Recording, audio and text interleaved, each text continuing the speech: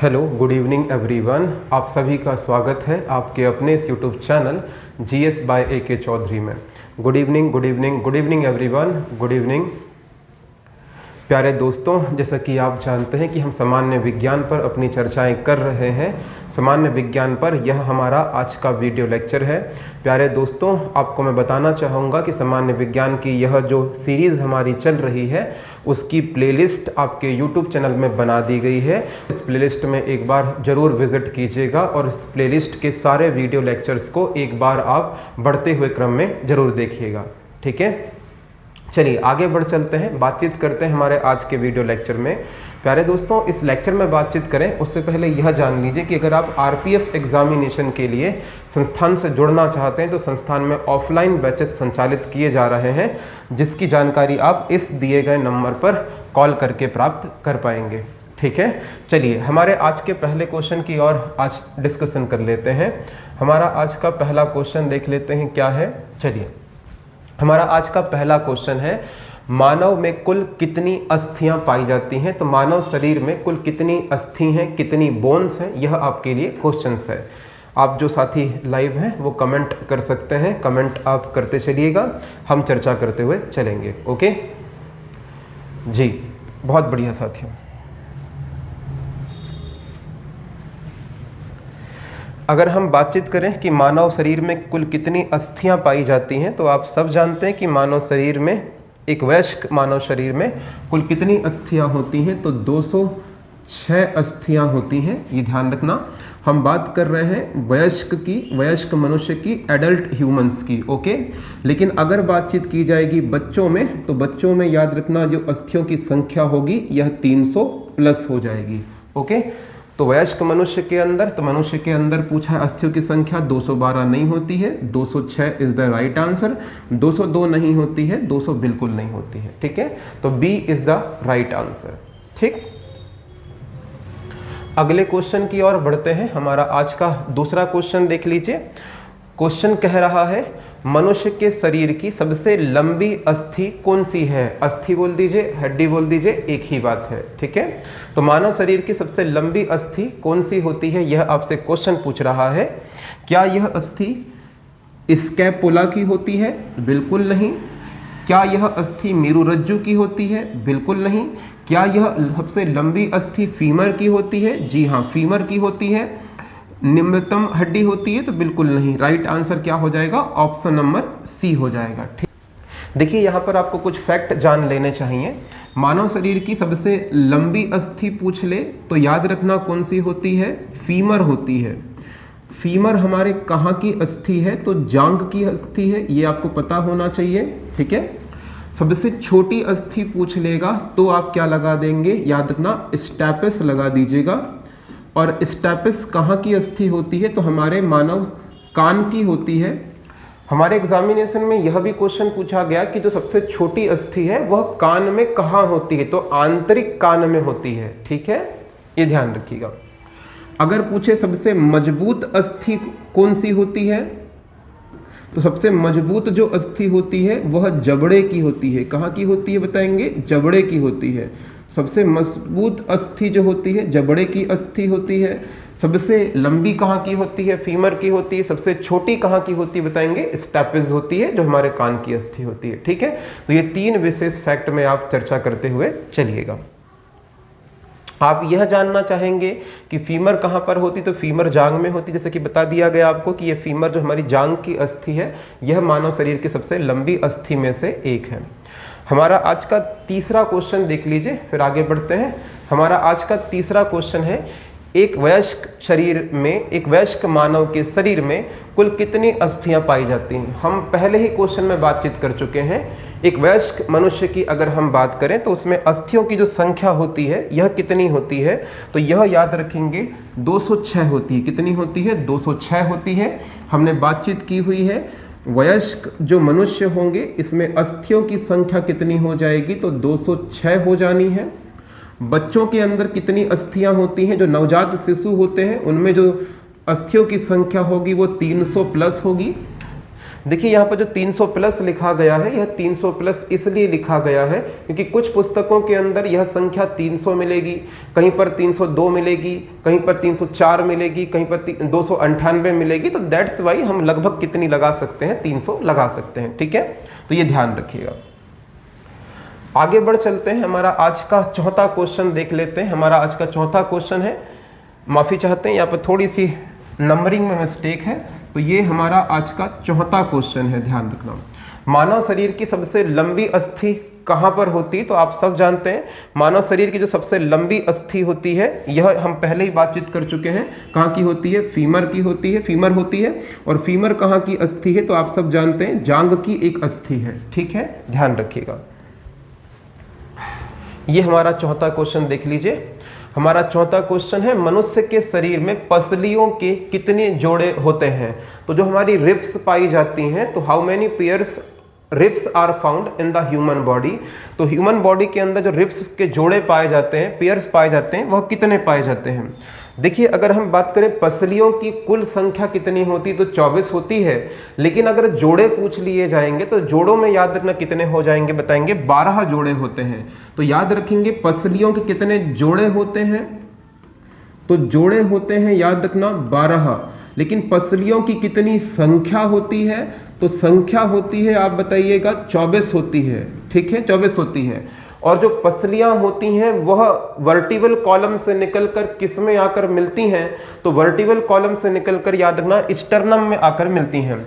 देखिए, यह जो पसलियां हैं, ये पसलियां किस में आकर मिल रही हैं? तो स्टर्नम में आकर मिल रही हैं। यह भी आपको पता होना चाहिए। तो ये स्टर्नम में आकर मिल रही हैं। ठीक है, तो ये पसलियां हैं और ये स्टर्नम में आकर मिल रही हैं। यह भी आप जानने का प्रयत्न कीजिए।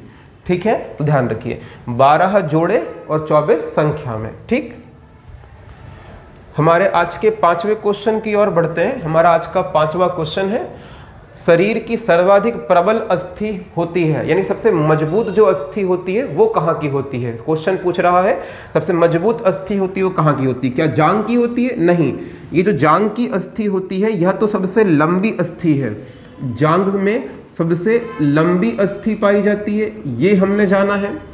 जबड़े में, जी हाँ, जबड़े में क्या होती बताएंगे? सबसे मजबूत अस्थि होती है, सबसे मजबूत अस्थि होती है। भुजा में नहीं, बिल्कुल नहीं। गर्दन में बिल्कुल नहीं। तो जांघ में भी नहीं होती, भुजा में भी नहीं होती, गर्दन में नहीं होती। राइट आंसर क्या हो जाएगा? जबड़े में होती है। ठीक है, क्लियर है? चलिए आगे बढ़ चलते हैं, डिस्कशन कर लेते हैं। हमारे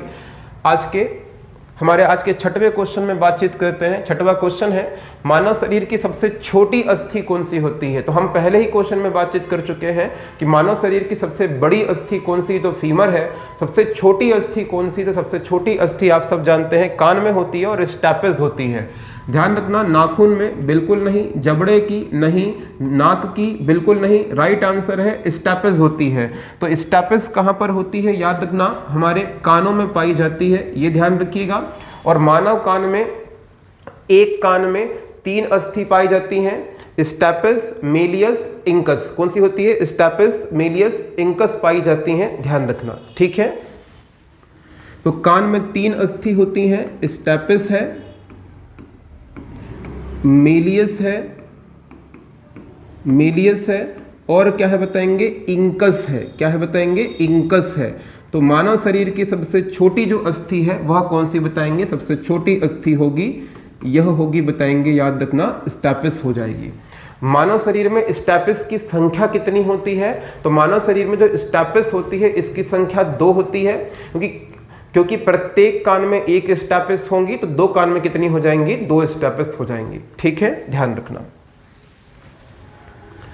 आगे बढ़ चलते हैं हम अपने आज के 8वें क्वेश्चन की ओर।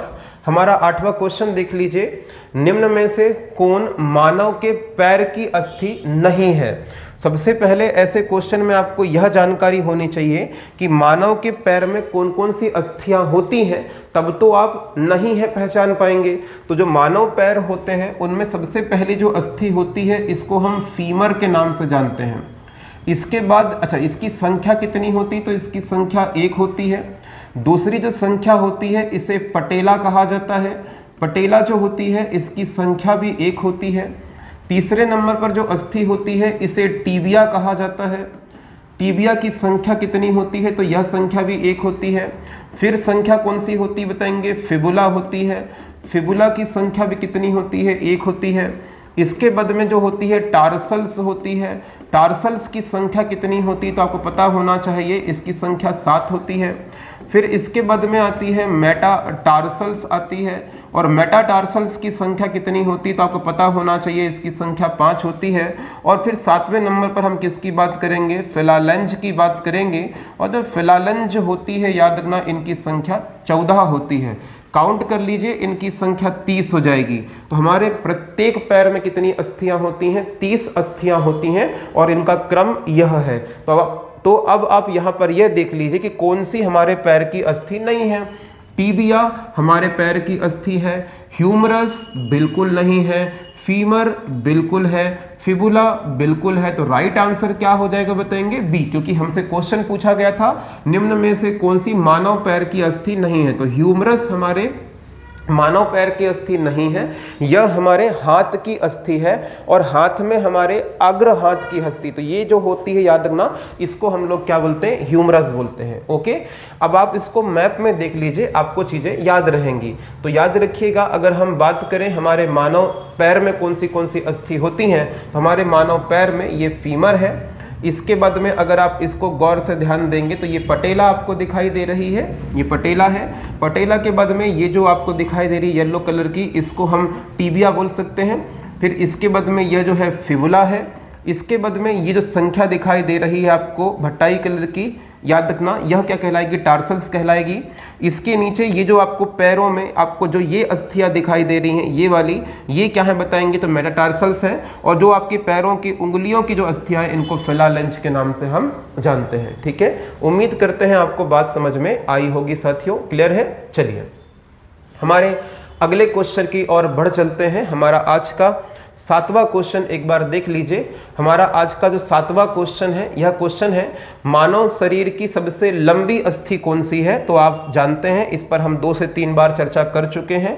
मानव शरीर की जो सबसे लंबी अस्थि होती है, यह कौन सी होती है? फीमर होती है। और फीमर हमारे कहाँ की अस्थि है? तो बताएंगे ये हमारे जांघ की अस्थि है। यह तो आप जानते ही हैं। ठीक है, चलिए अगले क्वेश्चन की ओर बढ़ते हैं। तो ये हम बात कर चुके हैं, निम्नलिखित में से कौन से मानव पैरों की अस्थि नहीं है? तो बताएंगे ह्यूमरस नहीं है, क्योंकि ये ह्यूमरस हमारे हाथों की अस्थि है। इस पर हमने चर्चा कर ली है। आगे बढ़ चलते हैं, अगला क्वेश्चन आ गया है, ह्यूमरस अस्थि कहां पर पाई जाती है? तो हमने पिछले ही क्वेश्चन में डिस्कशन किया था, जो ह्यूमरस है वो हमारे हाथ की अस्थि है। ठीक है, ध्यान रखना। तो अगर हम बात करें ह्यूमरस कहाँ की अस्थि है, तो ह्यूमरस क्या जांघ की अस्थि है? बिल्कुल नहीं। पिंडली की अस्थि है? बिल्कुल नहीं। ऊपरी भुजा की? जी हाँ, ऊपरी भुजा की अस्थि है, ये ध्यान रखना। तो राइट आंसर क्या हो जाएगा? ऑप्शन नंबर सी हो जाएगा। ठीक है साथियों, चलिए इसको मैप में देख लीजिए, इसको इमेज में देख लीजिए। तो जो ह्यूमरस है हमारे ये हाथ हैं, और हाथ में अगर हम बातचीत करें, चर्चाएं करें, तो ये हमारे जो हाथ दिखाई दे रहे हैं, इस हाथ में याद रखना ये जो अस्थि है इसको ह्यूमरस कहते हैं। ह्यूमरस के बाद में ये है रेडियस, रेडियस के बाद में ये है अल्ना, अल्ना के बाद में अगर आप इसको गौर से देखेंगे तो यहाँ पर आपको दिखाई देगा कार्पसल्स। क्या दिखाई देगा बताएंगे? कार्पसल्स। तो ये जो अस्थियां दिखाई दे रही हैं छोटी छोटी, इनको हम कार्पसल्स के नाम से जानते हैं। तो ये जो संख्या है ये कार्पसल्स है। इसके बाद में याद रखना यह क्या है बताएंगे? मेटाकार्पसल्स है, ये मेटाकार्पसल्स है। और इसके बाद में ये जो है बताएंगे ये फैलेंजस है। क्या बताएंगे? फैलेंजस है। ठीक है, ओके, उम्मीद करते हैं आपको बात समझ में आ गई होगी। ठीक है, चलिए हमारे अगले क्वेश्चन की ओर बढ़ चलते हैं। हमारा आज का नेक्स्ट क्वेश्चन है, मनुष्य के शरीर में पैर की हड्डी है तो या पैर की हड्डियां होती हैं, ऐसा क्वेश्चन पूछ रहा है। क्या पैर की हड्डियां खोखली होती हैं? नहीं, बिल्कुल नहीं। जो पैर की अस्थियां होती हैं यह खोखली बिल्कुल नहीं होती हैं, ध्यान रखना, खोखली तो नहीं होती हैं। संधरी बिल्कुल, हाँ ये संधरी होती हैं, इसमें रंध्र पाए जाते हैं, ये ध्यान रखना। ठोस बिल्कुल नहीं होती और किलिक बिल्कुल नहीं होती। तो राइट आंसर क्या हो जाएगा बताएंगे? ऑप्शन नंबर बी, संधरी होती हैं। क्या होती हैं? संधरी होती हैं। ठीक है, चलिए अगले क्वेश्चन की ओर बढ़ते हैं। हमारा आज का 11वां क्वेश्चन है, टीबिया नामक हड्डी किस में पाई जाती है? तो जो टीबिया नामक अस्थि है ये कहाँ पर पाई जाती है, यह क्वेश्चन पूछ रहा है हमसे। तो हम सब जानते हैं कि जो टीबिया है यह हमारे पैर की अस्थि है, याद रखिएगा, या हम कह सकते हैं हमारे टांग की अस्थि है, ठीक है। और टांग में कौन कौन सी अस्थियां होती हैं, पैर में कौन कौन सी अस्थियां होती हैं, इन पर हमने बातचीत कर लिए हैं। तो राइट आंसर होगा बताएंगे टांग यानी कि लेग्स। अगर हम बात करें लेग्स में कौन कौन सी अस्थियां होती हैं, तो पहली होती है फीमर, इसकी संख्या आपको पता है 1 है। फिर क्या है बताएंगे पटेला, और पटेला की संख्या आप सब जानते हैं कितनी होती है, 1 होती है। फिर है बताएंगे टीबिया, तो टीबिया जो है बताएंगे ये हमारे पैर की अस्थि है। फिर बात करेंगे क्या होती है फिबुला, तो फिबुला जो है हमारे पैर की अस्थि है। यहाँ पर क्या है बताएंगे टार्सल्स है, और टार्सल्स कहाँ की होती है, हमारे पैर की। फिर बात करेंगे मेटाटार्सल्स है, तो मेटाटार्सल्स जो है याद रखना ये कहाँ की है बताएंगे, तो ये भी हमारे पैर की है। और टार्सल्स की बातचीत करें, यहाँ पर थोड़े से नंबर मिस्टेक हुई है, टार्सल्स की संख्या ध्यान रखना 7, मेटाटार्सल्स की संख्या होती है 5, और बोलेंगे फिलालेंज की संख्या होती है, फिलालेंज की संख्या होती है बताएंगे कितनी, तो 14 होती है, ठीक है। तो ये नंबरिंग थोड़ा सा ध्यान रखिएगा। तो जो टांग की अस्थि होती है याद रखना वह क्या होती है बताएंगे हमारी टीबिया है, ठीक है। आगे बढ़ चलते हैं, डिस्कशन कर लेते हैं हमारे आज के 12वें क्वेश्चन में, मानव शरीर के किस अंग की हड्डी सबसे लंबी होती है। तो हम पहले क्वेश्चन से लेकर 12वें क्वेश्चन में लगभग 1 से 2 बार डिस्कशन कर चुके हैं कि सबसे लंबी अस्थि जो होती है मानव शरीर की वह कहाँ की होती है, जांघ की होती है। और इसका नाम क्या है, तो इसका नाम है फीमर। क्या नाम है इसका, फीमर है, ठीक है। चलिए अगले क्वेश्चन की ओर बढ़ते हैं। हमारा आज का 13वां क्वेश्चन देख लेते हैं। दांतों तथा हड्डियों में पाया जाने वाला एलिमेंट कौन सा है, तत्व हमको बताना है। तो दांतों और हड्डियों में पाया जाने वाला जो तत्व है यह हमसे पूछ रहा है। तो क्या कैल्शियम और पोटेशियम है, नहीं, बिल्कुल नहीं। कैल्शियम और मैग्नीशियम है, जी हाँ, कैल्शियम और मैग्नीशियम है। फास्फोरस नहीं, फास्फोरस और सल्फर बिल्कुल नहीं। तो राइट आंसर ये भी नहीं, ये भी नहीं, राइट आंसर हो जाएगा बी। तो ठीक है, कैल्शियम और मैग्नीशियम जो होता है दांतों और हड्डियों में पाया जाने वाला एलिमेंट है, ठीक है। हमारा 14वां क्वेश्चन है, वृद्धावस्था में मनुष्य की हड्डियां क्यों कमजोर हो जाती हैं, यह रीजन हमसे पूछ रहा है। जो साथी लाइव है, मेरा आग्रह है अगर आपको इसके बारे में जानकारी है, इस क्वेश्चन का राइट आंसर पता है तो आप बताते हुए चल सकते हैं, आप कमेंट करते हुए चल सकते हैं, ठीक। वृद्धावस्था में मानव की जो अस्थियां होती हैं वह कमजोर हो जाती हैं। क्या आयोडीन की कमी से होती हैं, बिल्कुल नहीं। लोहे की कमी से होती हैं, बिल्कुल नहीं। कैल्शियम की कमी से होती हैं, जी हाँ। जो वृद्धावस्था में जो अस्थियां कमजोर हो जाती हैं उसका रीजन क्या है बताएंगे, कैल्शियम की कमी हो जाना है, ठीक है। हमारे आज के 15वें क्वेश्चन की ओर आ जाइए। 15वां क्वेश्चन है, अस्थि में कौन सा लवण सर्वाधिक मात्रा में पाया जाता है।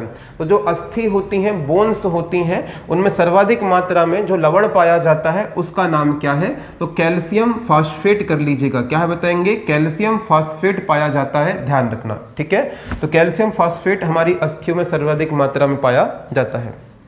अगले क्वेश्चन की ओर बढ़ चलते हैं। हमारा आज का 16वां क्वेश्चन देख लीजिए। 16वां क्वेश्चन है हमारा, अस्थियों और पेशियों को आपस में जोड़ने वाला जो बंध होता है उसको हम लोग क्या कहते हैं। देखिए हमारे एग्जामिनेशन में 2 क्वेश्चन आपसे पूछेगा ही पूछेगा। एक क्वेश्चन पूछता है कि अस्थि से अस्थि के जोड़ को क्या बोलते हैं, तो अस्थि से जो अस्थि होती है इसके जोड़ को क्या बोलते हैं, तो अस्थि से अस्थि के जोड़ को क्या बोलते हैं। और एक क्वेश्चन आता है, अस्थि से मांसपेशी के जोड़ को क्या बोलते हैं, तो अस्थि से जो मांसपेशी होती है इसके जोड़ को क्या बोलते हैं। तो ये 2 क्वेश्चंस पूछे जाते हैं। ध्यान रखना, जो अस्थि से अस्थि का जोड़ होता है इसको हम लोग किस नाम से जानते हैं बताएंगे, लिगामेंट के नाम से जानते हैं, लिगामेंट के नाम से जानते हैं। और अस्थि से मांसपेशी का जो जोड़ होता है इसको हम टेंडन के नाम से, किसके नाम से जानते हैं, टेंडन के नाम से। तो जैसे कि मान लीजिए ये हमारी एक अस्थि है, ये हमारी एक बोन है प्रॉपर, और ये बोन को जब इस बोन से जोड़ा जा रहा है तो यहाँ पर जो पाया जाएगा, ये याद रखना लिगामेंट पाया जाएगा। लेकिन अगर मान लीजिए कि ये एक अस्थि है और इस अस्थि को जब इस मांसपेशी से जोड़ रहे हैं तो यहाँ पर क्या पाया जाएगा बताएंगे, टेंडन पाया जाएगा, ठीक है, ये ध्यान रखना। अगले क्वेश्चन की ओर बढ़ चलते हैं। हमारा आज का 17वां क्वेश्चन देख लीजिए। 17वां क्वेश्चन है आज का हमारा, मनुष्य के जीवन काल में कितने दांत 2 बार विकसित होते हैं? तो मानव में ऐसे कितने दांत होते हैं जो 2 बार विकसित होते हैं, इनकी संख्या पूछी जा रही है। देखिए, मानव शरीर के अंदर अगर हम बात करें तो 4 प्रकार के दांत पाए जाते हैं।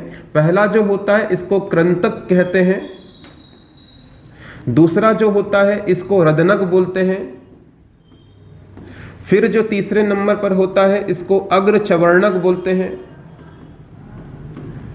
और फिर जो चौथे नंबर पर होता है इसको चवर्णक कहा जाता है। चवर्णक कहा जाता है, ठीक है, ये ध्यान रखना। अगर हम बात करें तो जो 2 बार उगने वाले टीथ होते हैं इनकी संख्या कितनी होती है? 20 होती है, ये ध्यान रखना। तो जो मानव शरीर में या मानव के जीवन काल में 2 बार उगने वाले जो दांत होते हैं इनकी संख्या 20 है। 18वें क्वेश्चन की ओर बढ़ चलते हैं। हमारा आज का 18वां क्वेश्चन है, मानव में पाचन का अधिकांश भाग किस अंग में संपन्न होता है? तो मानव का अधिकांश जो पाचन का भाग संपन्न होता है यह किसके अंदर संपन्न होता है, यह आपको पता होना चाहिए।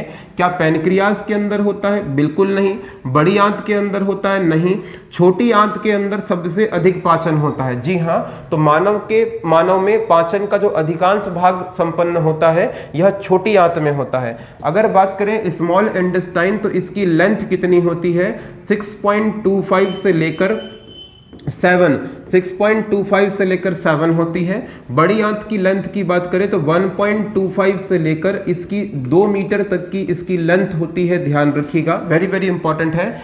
पैनक्रियाज जो है मानव शरीर की सबसे बड़ी, याद रखना क्या है, मिश्रित ग्लैंड है, मिक्स ग्लैंड है। तो मानव शरीर की सबसे बड़ी मिश्रित ग्रंथि कौन सी है? पैनक्रियाज है। और अगर बात करें स्टमक, तो स्टमक जो होता है इसका आकार अगर हम देखें तो इसका आकार लाइक अ जे शेप होता है। अगर बात करें स्टमक या फिर अमाशय की बात करें तो इसका आकार कैसा होता है? तो लाइक अ जे शेप होता है, यह भी ध्यान रखिएगा, ठीक है। अगले क्वेश्चन की ओर आगे बढ़ चलते हैं। हमारा आज का 19वां क्वेश्चन है, मनुष्य में पाचन क्रिया कहाँ प्रारंभ होती है? तो मानव में जो पाचन की क्रिया है वह कहाँ से प्रारंभ होती है, यह क्वेश्चन पूछा जा रहा है। तो मानव में जो पाचन की क्रिया प्रारंभ होती है, याद रखना ये कहाँ से प्रारंभ होती है? तो मुख से प्रारंभ होती है। मुख में किसका पाचन होता है बताएंगे? कार्बोहाइड्रेट का पाचन प्रारंभ होता है, इसका पाचन प्रारंभ होता है, यह ध्यान रखना। लेकिन पाचन की क्रिया का अंत कहां पर होता है? तो पाचन की क्रिया का जो अंत है यह होता है, बताएंगे कहां पर? हमारी छोटी आंत में। कहां पर होता है? छोटी आंत में। जी हाँ, बड़ी आंत में कोई भी पाचन की क्रिया नहीं होती है, यह ध्यान रखिएगा। इंपॉर्टेंट चीजें हैं, इंपॉर्टेंट है, याद रखिए। आगे बढ़ चलते हैं, डिस्कशन कर लेते हैं। हमारा आज का 20वां क्वेश्चन, मानव में पाचन नली लगभग कितने फीट की होती है? तो मानव में जो आहार नाल है, पाचन नली है, वो कितने फीट की होती है? यह क्वेश्चन है। 16 फीट, 18 फीट, 22 फीट, 32 फीट, कितने फीट की होती है, यह क्वेश्चन पूछा जा रहा है। ठीक है, राइट आंसर हो जाएगा मेरे प्यारे दोस्तों, राइट आंसर हो जाएगा ऑप्शन नंबर डी, 32 फीट। जी हाँ, तो मानव में जो पाचन नली है, आहार नली है, ये मुख से प्रारंभ होती है, मुख से प्रारंभ होती है और कहाँ पर खत्म होती है? तो एनस में जाकर खत्म होती है। तो ये जो पूरी आहार नाल आपको दिखाई दे रही है, ये कितने फीट की होती है बताएंगे? 32 फीट की होती है। यह भी क्वेश्चन एग्जामिनेशन में आ चुका है। अगले क्वेश्चन की ओर बढ़ते हैं। हमारा आज का 21वां क्वेश्चन देख लीजिए। 21वां क्वेश्चन है, मुख में स्टार्च का शर्करा में जो पाचन होता है वो किसके द्वारा होता है? तो मुख में जो पाचन की क्रिया प्रारंभ होती है उसके माध्यम से कार्बोहाइड्रेट का पाचन होता है। कार्बोहाइड्रेट के किस रूप का पाचन होता है? तो कार्बोहाइड्रेट का जो स्टार्च होता है वो माल्टोज में कन्वर्ट होता है। माल्टोज अर्थात शर्करा में पाचन होता है इसका। तो वो बोल रहा है कि कौन पाचन करता है? तो देखिए, मुख में लार ग्रंथियां होती हैं। मुख में क्या होती हैं बताएंगे? लार ग्रंथि होती हैं। और लार ग्रंथि की अगर हम बातचीत करें तो लार ग्रंथि जो होती हैं, अगर इनकी बात करें तो 2 प्रकार के ये एंजाइम का स्त्रावण करती हैं। यह 2 प्रकार के एंजाइम का स्त्रावण करती हैं। पहले का नाम है टाइलिन और दूसरे का नाम क्या है बताएंगे? लाइसोजाइम। क्या नाम है बताएंगे? लाइसोजाइम है। तो जो टाइलिन होता है, ये टाइलिन ही क्या करता है बताएंगे, स्टार्च को माल्टोज में कन्वर्ट करता है। स्टार्च को किस में कन्वर्ट करता है बताएंगे, माल्टोज में कन्वर्ट करता है। पक्की बात है दोस्तों, तो ये स्टार्च को माल्टोज में कन्वर्ट करता है। अगले क्वेश्चन की ओर बढ़ चलते हैं। हमारा आज का 22वां क्वेश्चन है, पाचन तंत्र का हिस्सा नहीं है। तो पाचन तंत्र का हिस्सा कौन नहीं है, यह आपसे क्वेश्चन पूछ रहा है। यकृत, बिल्कुल यह तो पाचन का हिस्सा है। पित्ताशय, बिल्कुल पाचन का हिस्सा है। कॉर्निया, कॉर्निया पाचन का हिस्सा नहीं है, ये मानव की आंखों में उपस्थित होती है। मानव की आंख में है तो पाचन का हिस्सा कैसे हो जाएगी, और आंतें बिल्कुल होती। तो राइट आंसर क्या हो जाएगा, ऑप्शन नंबर सी हो जाएगा। ओके, क्लियर है। चलिए आगे बढ़ चलते हैं नेक्स्ट क्वेश्चन की ओर। हमारा नेक्स्ट क्वेश्चन है, शरीर के लिए एंजाइम आवश्यक होते हैं। तो जो मानव शरीर होता है उसके लिए एंजाइम क्या कार्य करते हैं, ये हमसे क्वेश्चन पूछ रहा है। यह शरीर के लिए ऊर्जा प्रदान करते हैं, बिल्कुल नहीं। ये तंत्रिका क्रियाओं को नियंत्रित करते हैं, बिल्कुल नहीं। ये शरीर में रचनात्मक भाग में कार्य लेते हैं, बिल्कुल नहीं। यह जीव की रासायनिक क्रियाओं में उत्प्रेरक का कार्य करते हैं, जी हाँ, तो यह उत्प्रेरक का कार्य करते हैं। राइट आंसर क्या हो जाएगा, डी। ठीक है, तो ये उत्प्रेरक के रूप में काम करते हैं, यह भी आपको जानकारी में होना चाहिए। हमारा आज का 24वां क्वेश्चन देख लेते हैं। 24वां क्वेश्चन है, दूध प्रोटीन को पचाने वाला एंजाइम है। दूध जो प्रोटीन है, दूध में जो उपस्थित प्रोटीन है, दूध में जो प्रोटीन पाया जाता है, इसको पचाने वाला एंजाइम पूछ रहा है। तो दूध के प्रोटीन को पचाने वाला जो एंजाइम होता है वह रेनिन होता है। क्या होता है, रेनिन होता है, ध्यान रखना। तो सबसे अधिक महत्वपूर्ण भूमिका निभाता है रेनिन। आगे बढ़ते हैं और डिस्कशन करते हैं हमारा आज का 25वां क्वेश्चन।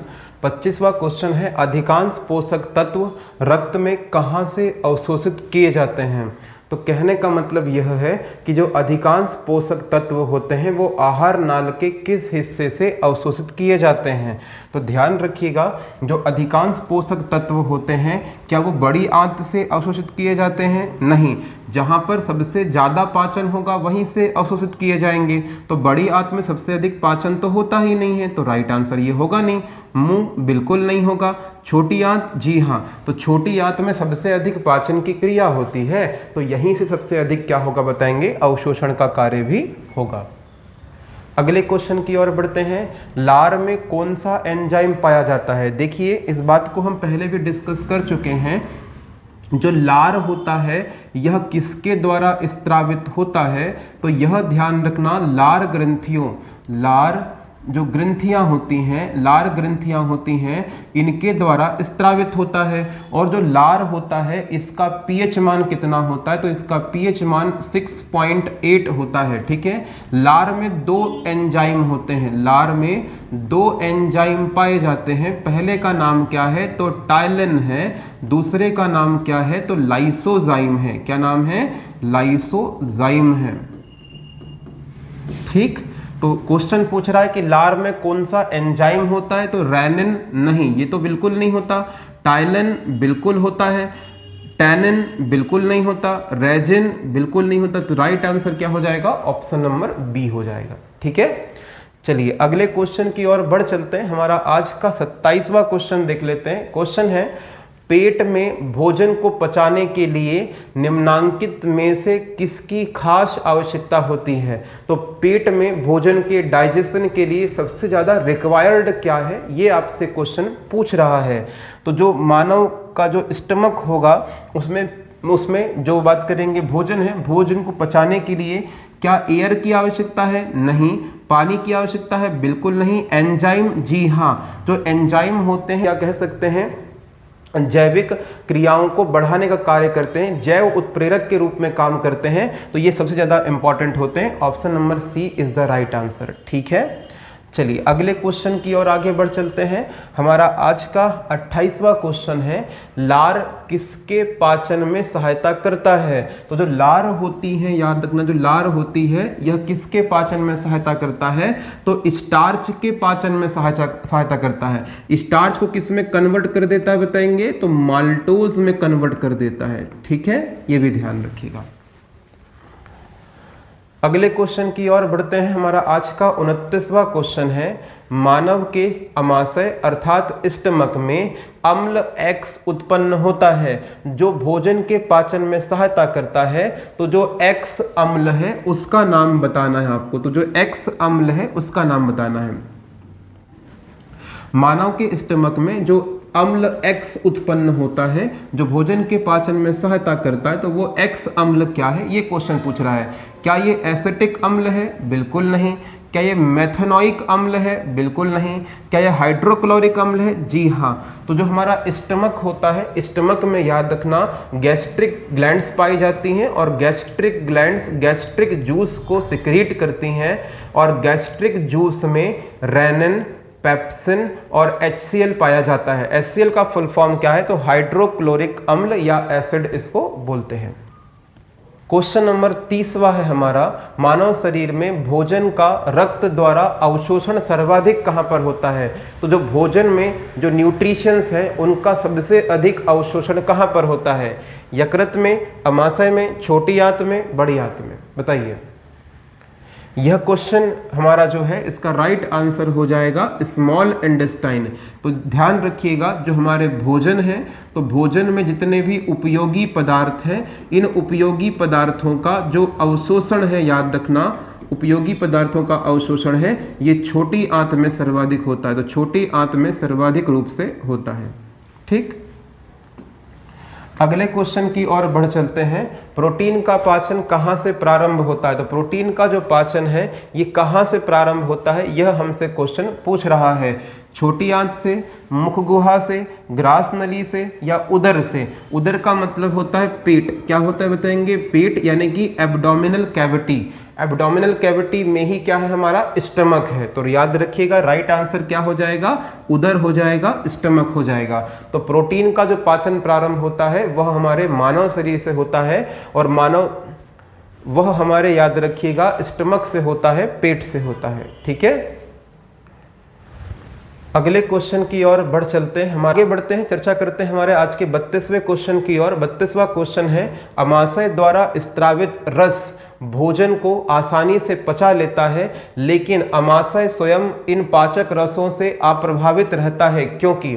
कहने का मतलब यह हुआ कि हमारा जो स्टमक होता है वो अत्यधिक अम्लीय जो रस होता है, जूस होता है, उसको सिक्रीट करता है, लेकिन उससे खुद कैसे बचे रहता है? तो इस क्वेश्चन के बारे में ऑप्शन एक बार देख लेते हैं। ऑप्शन है, अमाशय की दीवारों में श्लेष्मा झिल्ली पाई जाती है। जी हाँ, बिल्कुल। याद रखना, यह कठोर कोशिकाओं का बना होता है। बिल्कुल नहीं। यह स्टील का बना होता है। बिल्कुल नहीं। इनमें से कोई नहीं, तो राइट नहीं आएगा ऑप्शन नंबर ए। तो हमारा जो स्टमक होता है वो अत्यधिक अम्लीय, अगर हम बात करें जो हमारा स्टमक है, स्टमक जो होता है अत्यधिक हाईली एसिडिक जो जूस है उसको सिक्रीट करता है, लेकिन वह खुद बचा हुआ रहता है क्योंकि जो उसकी आंतरिक दीवारें होती हैं, आंतरिक दीवारों पर जो श्लेष्मा झिल्ली होती है यह पाई जाती है जो उस हाईली एसिडिक जूस से इसकी रक्षा करती है। हमारा आज का 33वां क्वेश्चन देख लेते हैं। पचे हुए भोजन में मौजूद विषैले पदार्थ का कौन सा अंग पाचन करता है? पचे हुए भोजन में मौजूद विषैले जो पदार्थ होते हैं उनका कौन सा अंग पाचन करता है, यह हमसे क्वेश्चन पूछ रहा है। क्या वह अमाशय है? बिल्कुल नहीं। क्या वह अग्नाशय है? बिल्कुल नहीं।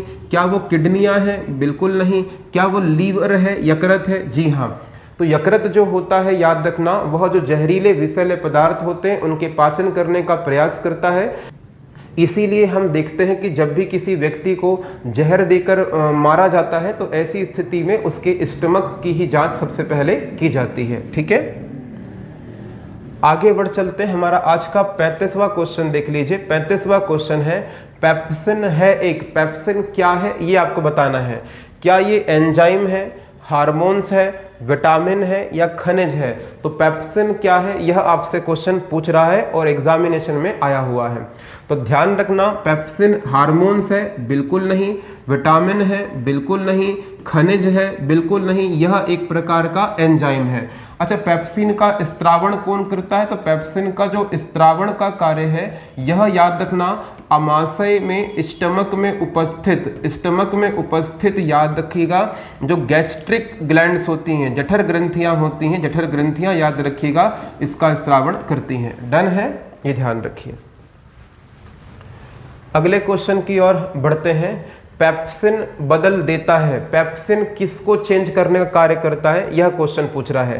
क्या स्टार्च को शर्करा में कन्वर्ट करता है? नहीं, ये तो टाइलिन करता है। कौन करता है बताएंगे? टाइलिन करता है।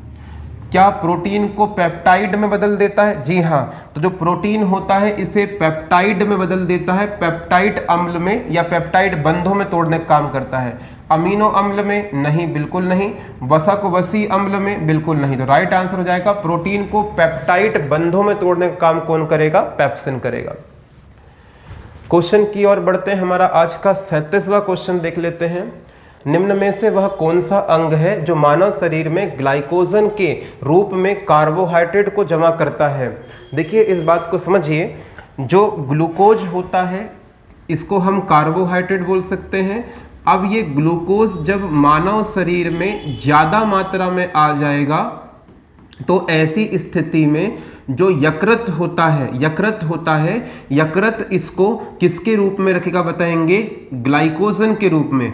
तो ग्लाइकोजन के रूप में संचित करके रखता है। पक्की बात है।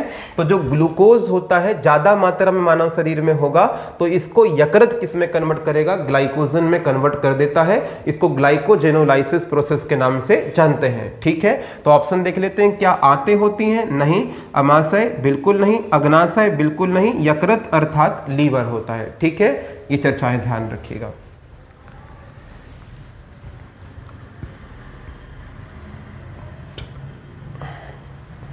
हमारा आज का 38वां क्वेश्चन है, पित्त निम्न में से किसके द्वारा पैदा होता है? तो जो वाइल जूस है हमारा, वो किसके द्वारा उत्पादित होता है, प्रोड्यूस्ड होता है? यह क्वेश्चन पूछ रहा है। देखिए, जो पित्त होता है, पित्त रस होता है, वाइल जूस होता है, इसका निर्माण किसके द्वारा होगा? तो इसका निर्माण होता है, याद रखिएगा, यकृत के द्वारा, अर्थात हम कह सकते हैं लीवर के द्वारा होता है। लेकिन इसके बाद में बात करें इसका संचय कहां पर होगा? तो इसका जो संचय होता है, याद रखना, यह होता है बताएंगे पित्ताशय में, जिसको हम गॉल ब्लैडर बोल देते हैं। और अगर हम बात करें इसके उपरांत चर्चा करें, जो पित्त रस है ये स्त्रावित किसके द्वारा होता है? तो स्त्रावित होता है बताएंगे यकृत के द्वारा ही स्त्रावित होता है। क्या क्वेश्चन पूछ रहा है हमसे कि पैदा कहां से होता है, प्रोड्यूस्ड कहां से होता है? तो यकृत से होता है। ये हमने थोड़ी देर पहले ही चर्चा कर ली है। तो यकृत के द्वारा होता है। स्टमक? नहीं। अग्नाशय? नहीं। ग्रहणी? बिल्कुल नहीं। ठीक है, चलिए अगले क्वेश्चन की ओर बढ़ते हैं। पित्त जमा कहां पर होता है, स्टोर्ड कहां पर होता है? तो पित्त का जो स्टोर्ड है यह कहां पर होगा बताएंगे? पित्ताशय में होता है। ग्रहणी? बिल्कुल नहीं। यकृत? बिल्कुल नहीं। प्लीहा? बिल्कुल नहीं। ठीक है, अगले क्वेश्चन की ओर बढ़ते हैं। पित्त का मुख्य कार्य क्या होता है? तो जो वाइल जूस है इसका मेन कार्य क्या होता है? अच्छा, वाइल जूस जो स्त्रावित होता है यकृत के द्वारा होता है। कहां पर स्त्रावित होगा? तो छोटी आंत की जो ग्रहणी होती है, या जिसको हम ड्यूडेनम बोल देते हैं, ड्यूडेनम में स्त्रावित होता है। और यह क्या काम करेगा? तो वसा का वसी अम्ल में तोड़ेगा? नहीं, बिल्कुल नहीं। यह कार्य तो बिल्कुल नहीं होगा, यह कार्य नहीं करता। वसा अम्ल तथा ग्लिसरॉल का वसा में परिवर्तन? बिल्कुल नहीं, ये भी नहीं होगा। वसा का पायसीकरण? जी हाँ, तो वसा का जो पायसीकरण करने का कार्य है यह हमारा पित्तरस करता है। ठीक है, अगले क्वेश्चन की ओर बढ़ते हैं। हमारा आज का 41वां क्वेश्चन है, सर्वप्रथम रक्त परिसंचरण तंत्र का अध्ययन किसने किया था? तो सर्वप्रथम रक्त परिसंचरण तंत्र का जो अध्ययन करने वाले व्यक्ति थे, इनका नाम था विलियम हार्वे। क्या नाम था? William Harvey. विलियम हार्वे थे। और रक्त परिसंचरण तंत्र जो होता है कितने प्रकार का होता है? तो यह याद रखना 2 प्रकार का होता है। एक खुला रक्त परिसंचरण तंत्र होता है और एक होता है बंद रक्त परिसंचरण तंत्र। और मानव में कैसा परिसंचरण तंत्र पाया जाता है? तो मानव में बंद रक्त परिसंचरण तंत्र पाया जाता है, यह भी ध्यान रखिएगा। ओके, खुला परिसंचरण जो तंत्र पाया जाता है ये कॉकरोच में पाया जाता है और जो कीट वर्ग होते हैं उनमें पाया जाता है। ठीक है, हमारा आज का 42वां क्वेश्चन है, पेसमेकर का संबंध किससे है? तो जो पेसमेकर होता है इसका संबंध किससे है, यह क्वेश्चन हमसे पूछ रहा है। तो आपको पता होना चाहिए जो पेसमेकर होता है क्या इसका संबंध गुर्दे से अर्थात किडनी से होता है? बिल्कुल नहीं। क्या माइंड से होता है? बिल्कुल नहीं। क्या फेफड़ों से लंग्स से होता है? बिल्कुल नहीं होता। हृदय से हार्ट से होता है? जी हाँ, हार्ट से होता है। तो पेसमेकर जो होता है वह हृदय को गति देने का, विद्युत तरंगे देने का कार्य करता है। ये पेसमेकर जो होता है वो हमारे मानव हृदय से संबंधित होता है। ठीक है, हमारा आज का 43वां क्वेश्चन है। ये मिसप्रिंट है दोस्तों, ध्यान रखना, ये 43वां क्वेश्चन है, 43वां है ना, 43वां क्वेश्चन है। पेसमेकर का संबंध किससे है? तो यूरिन बनाने के नियमन से? नहीं, बिल्कुल नहीं। पाचन क्रिया का नियमन से? बिल्कुल नहीं। दिल की धड़कन प्रारंभ करने से? जी हाँ, हार्ट के लिए जो इलेक्ट्रिक करंट है, विद्युत तरंगे हैं, ये पहुंचाने का काम कौन करेगा? पेसमेकर करता है। तो राइट आंसर हो जाएगा ऑप्शन नंबर सी। क्या हो जाएगा? ऑप्शन नंबर सी हो जाएगा। हमारा आज का 44वां क्वेश्चन है, गति प्रेरक किससे संबंधित है? तो गति प्रेरक जो है क्या यह गुर्दों से संबंधित है? बिल्कुल नहीं। गति प्रेरक का मतलब होता है पेसमेकर। क्या बात कर रहे हैं हम इसमें? पेसमेकर की चर्चा कर रहे हैं। तो पेसमेकर जो है क्या यह गुर्दे से रिलेटेड है? बिल्कुल नहीं। क्या यह मस्तिष्क से रिलेटेड है? बिल्कुल नहीं। हृदय से रिलेटेड है? तो याद रखना, जी हाँ, ये हृदय से रिलेटेड है, लंग्स से रिलेटेड बिल्कुल भी नहीं है। हमारा आज का 45वां क्वेश्चन देख लेते हैं। 45वां क्वेश्चन है, निम्न में से किसकी भित्तियों पर रक्त द्वारा डाले गए दबाव को रक्त दाब कहते हैं? कि या कहने का मतलब यह हुआ कि किसमें प्रेशर पड़ता है तो उसको हम रक्त दाब बोलते हैं, ब्लड प्रेशर के नाम से जानते हैं। ठीक है, दिल पर नहीं, सिरा पर बिल्कुल नहीं, धमनी पर। देखिए जो शुद्ध रुधिर का परिवहन होती हैं यह कौन करती हैं? धमनियां करती हैं, आर्टरीज करती हैं। और आर्टरीज मानव शरीर के हृदय से विभिन्न अंगों तक शुद्ध रुधिर का परिवहन करती हैं। और इनकी दीवारों पर जो प्रेशर पड़ता है इसी को हम क्या बोलते हैं बताएंगे? रक्त दाब बोलते हैं। क्या बोलते हैं बताएंगे? रक्त दाब के नाम से जानते हैं। सोते समय रक्त दाब में क्या परिवर्तन होता है? तो सोते समय जो ब्लड प्रेशर होता है उसमें क्या परिवर्तन होता है? क्या ब्लड प्रेशर हमारा इंक्रीज हो जाता है? नहीं, इंक्रीज तो नहीं होता। क्या डिक्रीज हो जाता है? जी हाँ, बिल्कुल, हमारा ब्लड प्रेशर कैसा हो जाता है? डिक्रीज हो जाता है। पहले घटता है फिर बढ़ता है? बिल्कुल नहीं। पहले जैसा रहता है, सामान्य रहता है? नहीं। तो राइट आंसर क्या हो जाएगा? ऑप्शन नंबर बी हो जाएगा। ओके, चलिए बढ़ चलते हैं हमारे अगले क्वेश्चन की ओर। क्वेश्चन है हमारा 47वां, रुधिर दाब का मापक क्या होता है? तो ब्लड प्रेशर को किसके द्वारा मापा जाता है? तो ब्लड प्रेशर जो होता है इसको याद रखना, स्फिग्नोमैनोमीटर। किससे मापते हैं बताएंगे? स्फिग्नोमैनोमीटर से मापते हैं। ठीक है, क्लियर है? तो option number C is the right answer.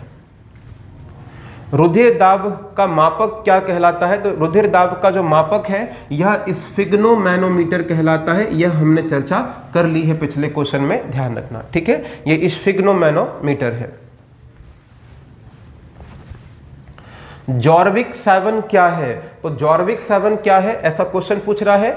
Option देख लेते हैं। ऑप्शन है, क्या ये इलेक्ट्रॉनिक पैर है? नहीं, बिल्कुल नहीं।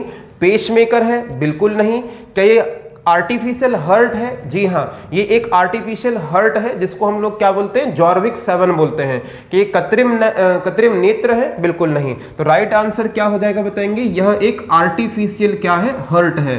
तो एक आर्टिफिशियल जो हार्ट है इसका नाम क्या बताएंगे? जॉर्विक 7 है। ठीक है, ये देख लीजिए इसका एक मैप। तो याद रखना ये एक आर्टिफिशियल हार्ट है। जब हार्ट खराब हो जाए तो ऐसी स्थिति में आर्टिफिशियल हार्ट लगाया जा सकता है। ठीक है, इसके बाद में हमारा क्वेश्चन है, लब डब का जो साउंड है यह किस अंग के द्वारा उत्पन्न किया जाता है? तो क्या ये यकृत उत्पन्न करता है? बिल्कुल नहीं। वक्र उत्पन्न करता है? बिल्कुल नहीं। हृदय उत्पन्न करता है? जी हाँ। तो जो लब डब का जो साउंड उत्पन्न किया जाता है यह हमारे हृदय के द्वारा उत्पन्न किया जाता है, ध्यान रखना। फेफड़े? बिल्कुल नहीं। तो हृदय के द्वारा उत्पन्न किया जाता है। ठीक है,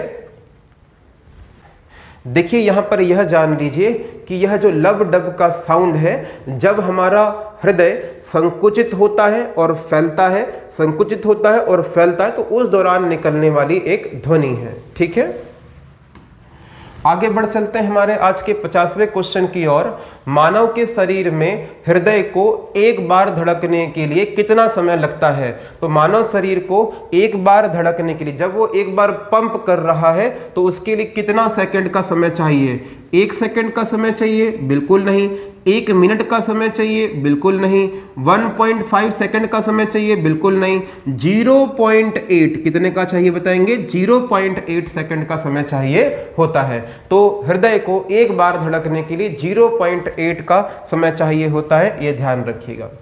हमारे अगले क्वेश्चन की ओर बढ़ चलते हैं। हमारा आज का 51वां क्वेश्चन है, जो ह्यूमन हार्ट है उसमें कितने कोष्ठ पाए जाते हैं, कितने चैम्बर पाए जाते हैं? तो जो ह्यूमन हार्ट होता है इसमें याद रखना 4 चैम्बर होते हैं। कितने चैम्बर होते हैं? 4 चैम्बर होते हैं, जिसमें 2 आलिंद होते हैं और 2 क्या होते हैं बताएंगे? निलय होते हैं। क्या होते हैं बताएंगे? निलय होते हैं। सहमत हैं आप बातों से? मैप देख लीजिए। तो ये हमारा ह्यूमन हार्ट, इसमें 2 एट्रियम पाए जा रहे हैं। तो ये एट्रियम है, लेफ्ट एट्रियम है, और ये राइट एट्रियम है और राइट है। ठीक है, वेंट्रिकल बोलते हैं इनको। तो ये वेंट्रिकल्स हैं और ये एट्रियम है। तो एट्रियम 2 है, बोलेंगे वेंट्रिकल्स 2 है। ठीक है, अगले और बढ़ते हैं। हमारा आज का 53वां क्वेश्चन है, नाड़ी दर को कहां से मापा जाता है? तो जो नाड़ी दर है, ब्लड प्रेशर है, उसको कहां से मापते हैं? तो सिरा से मापते हैं? बिल्कुल नहीं। वेन से बिल्कुल नहीं नापते। आर्टरी से नापते हैं? धमनी से? जी हाँ, बिल्कुल धमनी से नापते हैं। त्वचा से बिल्कुल नहीं नापते। तंत्रिका तंत्र से बिल्कुल नहीं नापते। तो राइट आंसर क्या हो जाएगा बताएंगे? Option number B. स्वस्थ मनुष्य का रक्तचाप कितना होता है? जो एक स्वस्थ मनुष्य है उसका ब्लड प्रेशर कितना होना चाहिए? तो स्वस्थ मनुष्य का जो ब्लड प्रेशर होना चाहिए वो होना चाहिए 120/80। कितना होना चाहिए? 120/80 और mmHg होना चाहिए। ठीक है, इसमें ये Hg क्या दिखा रहा है बताएंगे? पारा दिखा रहा है और ये मिलीमीटर को दिखा रहा है। इसमें अगर हम बात करें तो ये सिस्टोल दिखाता है और ये डायसिस्टोल है।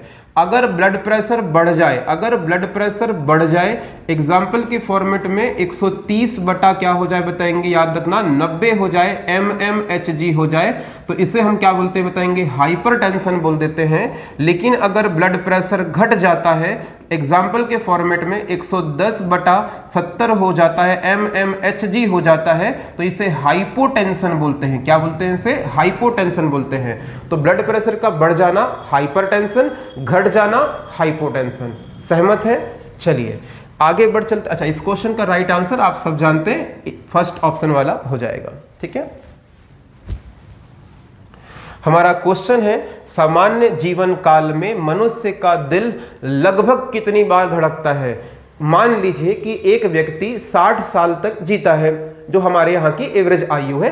कुछ ज्यादा जी लें, कुछ कम जी लें, लेकिन एवरेज जो आयु मानी गई है वो 60 साल। ठीक है, अब हम कह रहे हैं कि इसमें जो हमारा हृदय है वो कितनी बार धड़कता है, ये क्वेश्चन पूछ रहा है। क्या 1 अरब बार धड़कता है? क्या 2 अरब बार, 3 अरब बार और 4 अरब बार? तो ये ऑप्शंस हैं। तो राइट आंसर क्या हो जाएगा इसका? तो राइट आंसर हो जाएगा ऑप्शन नंबर बी, 2 अरब बार। ठीक है, तो पूरे जीवन काल में जो ह्यूमन हार्ट होता है वो 2 अरब बार धड़कता है। ठीक है, अगला क्वेश्चन है हमारा, मानव शरीर में हृदय का कार्य क्या होता है? तो मानव शरीर में जो हार्ट है हमारा, उसका कार्य क्या है? पंपिंग स्टेशन की तरह? जी हां, यह जो ब्लड आता है उस ब्लड को केवल एक तरह से पंप करने का कार्य करता है। तो पंपिंग स्टेशन की तरह कार्य करता है। ऊर्जा देने का कार्य तो बिल्कुल नहीं करता। तापक्रम बढ़ाने का कार्य बिल्कुल नहीं करता। इनमें से कोई नहीं, बिल्कुल नहीं। तो राइट आंसर क्या हो जाएगा? पंपिंग स्टेशन की तरह यह कार्य करता है। ठीक है, हमारा आज का 58वां क्वेश्चन देख लेते हैं, शरीर की विशालतम धमनी को क्या कहते हैं? तो जो ह्यूमन हार्ट है उसके पास में एक विशालतम यानी कि सबसे बड़ी धमनी पाई जाती है, आर्टरी पाई जाती है, उसका नाम क्या है? Vena cava? बिल्कुल नहीं। एरोटा? बिल्कुल ठीक है, एरोटा बोलते हैं। केशिका? बिल्कुल नहीं बोलते। निलय? बिल्कुल नहीं बोलते। तो राइट आंसर क्या हो जाएगा बताएंगे? ऑप्शन नंबर बी हो जाएगा। हमारा आज का 59वां क्वेश्चन देख लेते हैं। एक अडल्ट मानव शरीर है, स्वस्थ मानव शरीर है, तो उसके अंदर जो रुधिर की मात्रा होती है वो लगभग कितनी होती है? 7% होती है। क्या होती बताएंगे? 7% होती है। अगर हम बात करें रुधिर होता है, रुधिर कितने परसेंट होता है तो बताएंगे, याद रखना 7% होता है। लेकिन कितने लीटर में होता है तो लीटर अगर पूछ लेगा तो लीटर में बताएंगे 7 से 8 लीटर होता है, 7 से 8 लीटर होता है। ठीक है। अगर बात करें रुधिर की तो याद रखेंगे इसका स्वाद कैसा होता है, तो इसका स्वाद हल्का खारा पाया जाता है, ये भी ध्यान रखना। रुधिर की बात करें तो जो रुधिर है याद रखना इसका पीएच मान कितना होता है, तो इसका पीएच मान 7.4 पीएच मान इसका होता है। ठीक बड़े, तो राइट आंसर क्या हो जाएगा? Option number C. अगले क्वेश्चन की ओर बढ़ते हैं। हमारा आज का 60वां क्वेश्चन है। एक वयस्क मनुष्य में रक्त का औसत आयतन कितना होता है? तो जो एक स्वस्थ मनुष्य है उसमें जो औसत आयतन है हमारे रुधिर का वो कितना होता है, कितना रुधिर पाया जाएगा? तो हमने पहले ही पढ़ लिया है 6 से 7 लीटर जो रुधिर है वो हमारे शरीर में पाया जाता है। ठीक है। क्वेश्चन देख लीजिए। क्वेश्चन है बड़ी आंत की भीतरी सतह होती है। क्वेश्चन आपसे यह पूछ रहा है कि जो बड़ी आंत होती है उसकी जो भीतरी सतह होती है वो किससे बनी होती है, यह क्वेश्चन पूछा जा रहा है। ऑप्शन देख लीजिए एक बार। पहला जो ऑप्शन है ये कह रहा है पेशीय ऊतक द्वारा बनी होती है, ये ऑप्शन बोल रहा है। दूसरा ऑप्शन बोल रहा है उपकला ऊतक के द्वारा बनी होती है। तीसरा ऑप्शन बोल रहा है उपकला ऊतक और पेशी ऊतक के साथ बनी होती है। और चौथा ऑप्शन बोल रहा है सभी 4 परतों द्वारा निर्मित होती है। तो आपको यह बताना है कि जो बड़ी आंत होती है उसकी भीतरी सतह किन ऊतकों से निर्मित होती है, बताइए। बहुत बढ़िया। ठीक है, ठीक है। ध्यान रखिएगा, अगर हम बात करें तो हमारी जो बड़ी आंत होती है, अगर हम बात करें तो इसकी जो आंतरिक सतह होती है उपकला ऊतक किसके साथ बनी होती बताएंगे? उपकला ऊतक के साथ बनी होती है। ठीक है साथियों, चलिए हमारे अगले क्वेश्चन की ओर बढ़ते हैं। हमारा आज का तीसरा क्वेश्चन है। आप नंबरिंग को ध्यान नहीं देंगे। सब्जियां जल्दी खराब हो जाती हैं क्योंकि इनमें अधिक मात्रा में होता है। सब्जियों में ऐसी कौन सी चीज होती है जिसकी वजह से वो जल्दी खराब हो जाती हैं? ऑप्शन देख लीजिए। शर्करा की वजह से, जल की वजह से, विटामिन की वजह से या एंजाइम की वजह से, बताइए।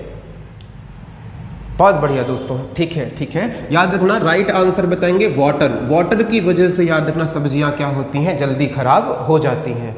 ठीक है, चलिए अगले क्वेश्चन की ओर बढ़ते हैं। हमारा आज का नेक्स्ट क्वेश्चन देख लेते हैं। यहाँ पर दूसरा क्वेश्चन है। अब ये थोड़ा सा अरेंज्ड फॉर्मेट में चलेगा कुछ समय तक के लिए, है ना। खट्टे स्वाद के लिए कोशिकाएं जीवा के किस भाग में होती हैं? जीवा के किस भाग में हमें खट्टा स्वाद प्राप्त होता है, ये हमसे क्वेश्चन पूछ रहा है। ऑप्शन देख लीजिए। ऑप्शन है क्या अगले भाग में, जीवा के सामने वाले भाग में, क्या पिछले वाले भाग में होती है, क्या बोलेंगे पार्श्व वाले भाग में, जो पड़ोस वाले भाग है उसमें खट्टा स्वाद ग्रहण करते हैं, या फिर मध्य भाग में। एक बार ऑप्शन अच्छे से देख लीजिएगा और फिर लगाइएगा।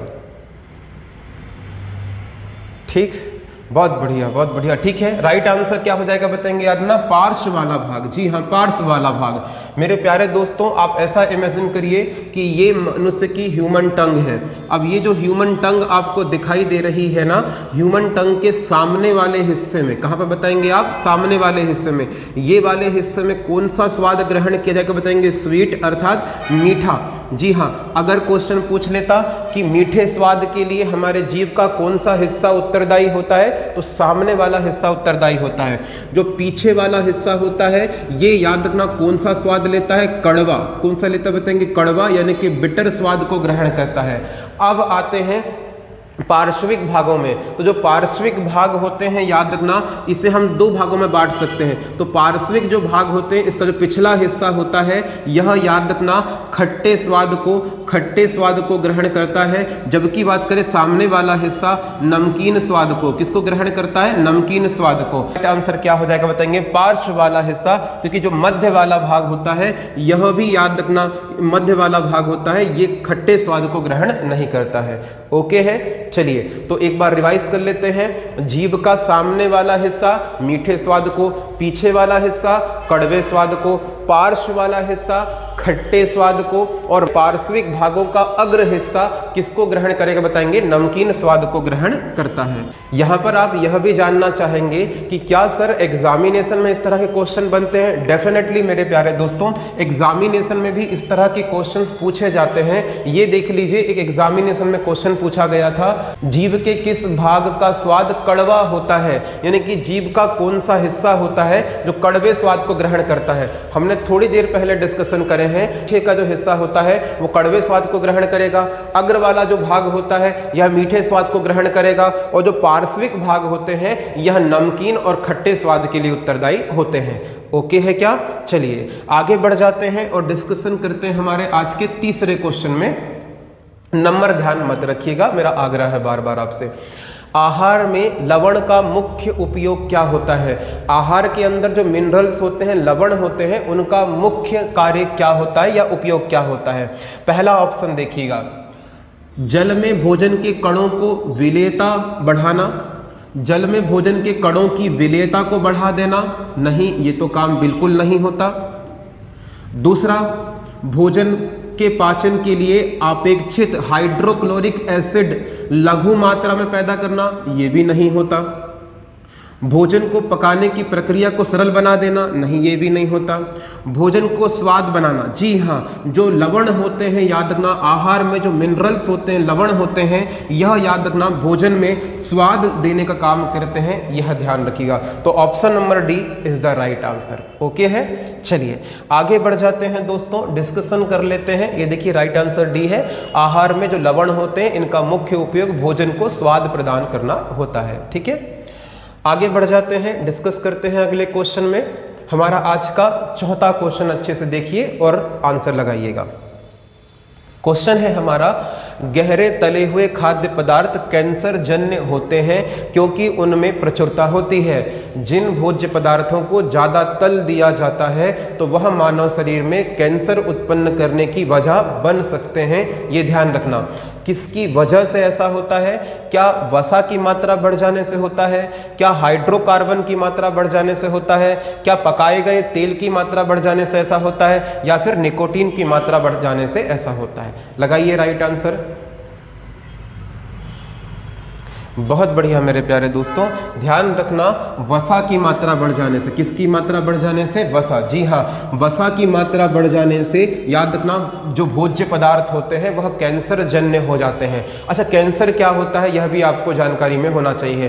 कैंसर का मतलब होता है कोशिकाओं की अनियंत्रित वृद्धि।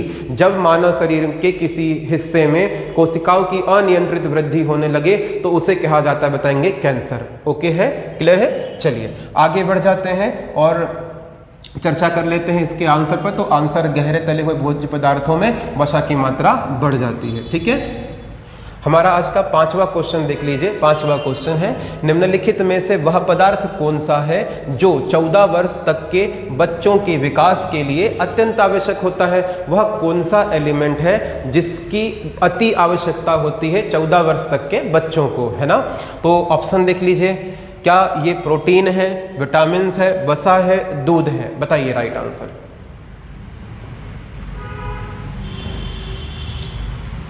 ऑप्शन है प्रोटीन है, वसा है, विटामिन है, दूध है, बताइए।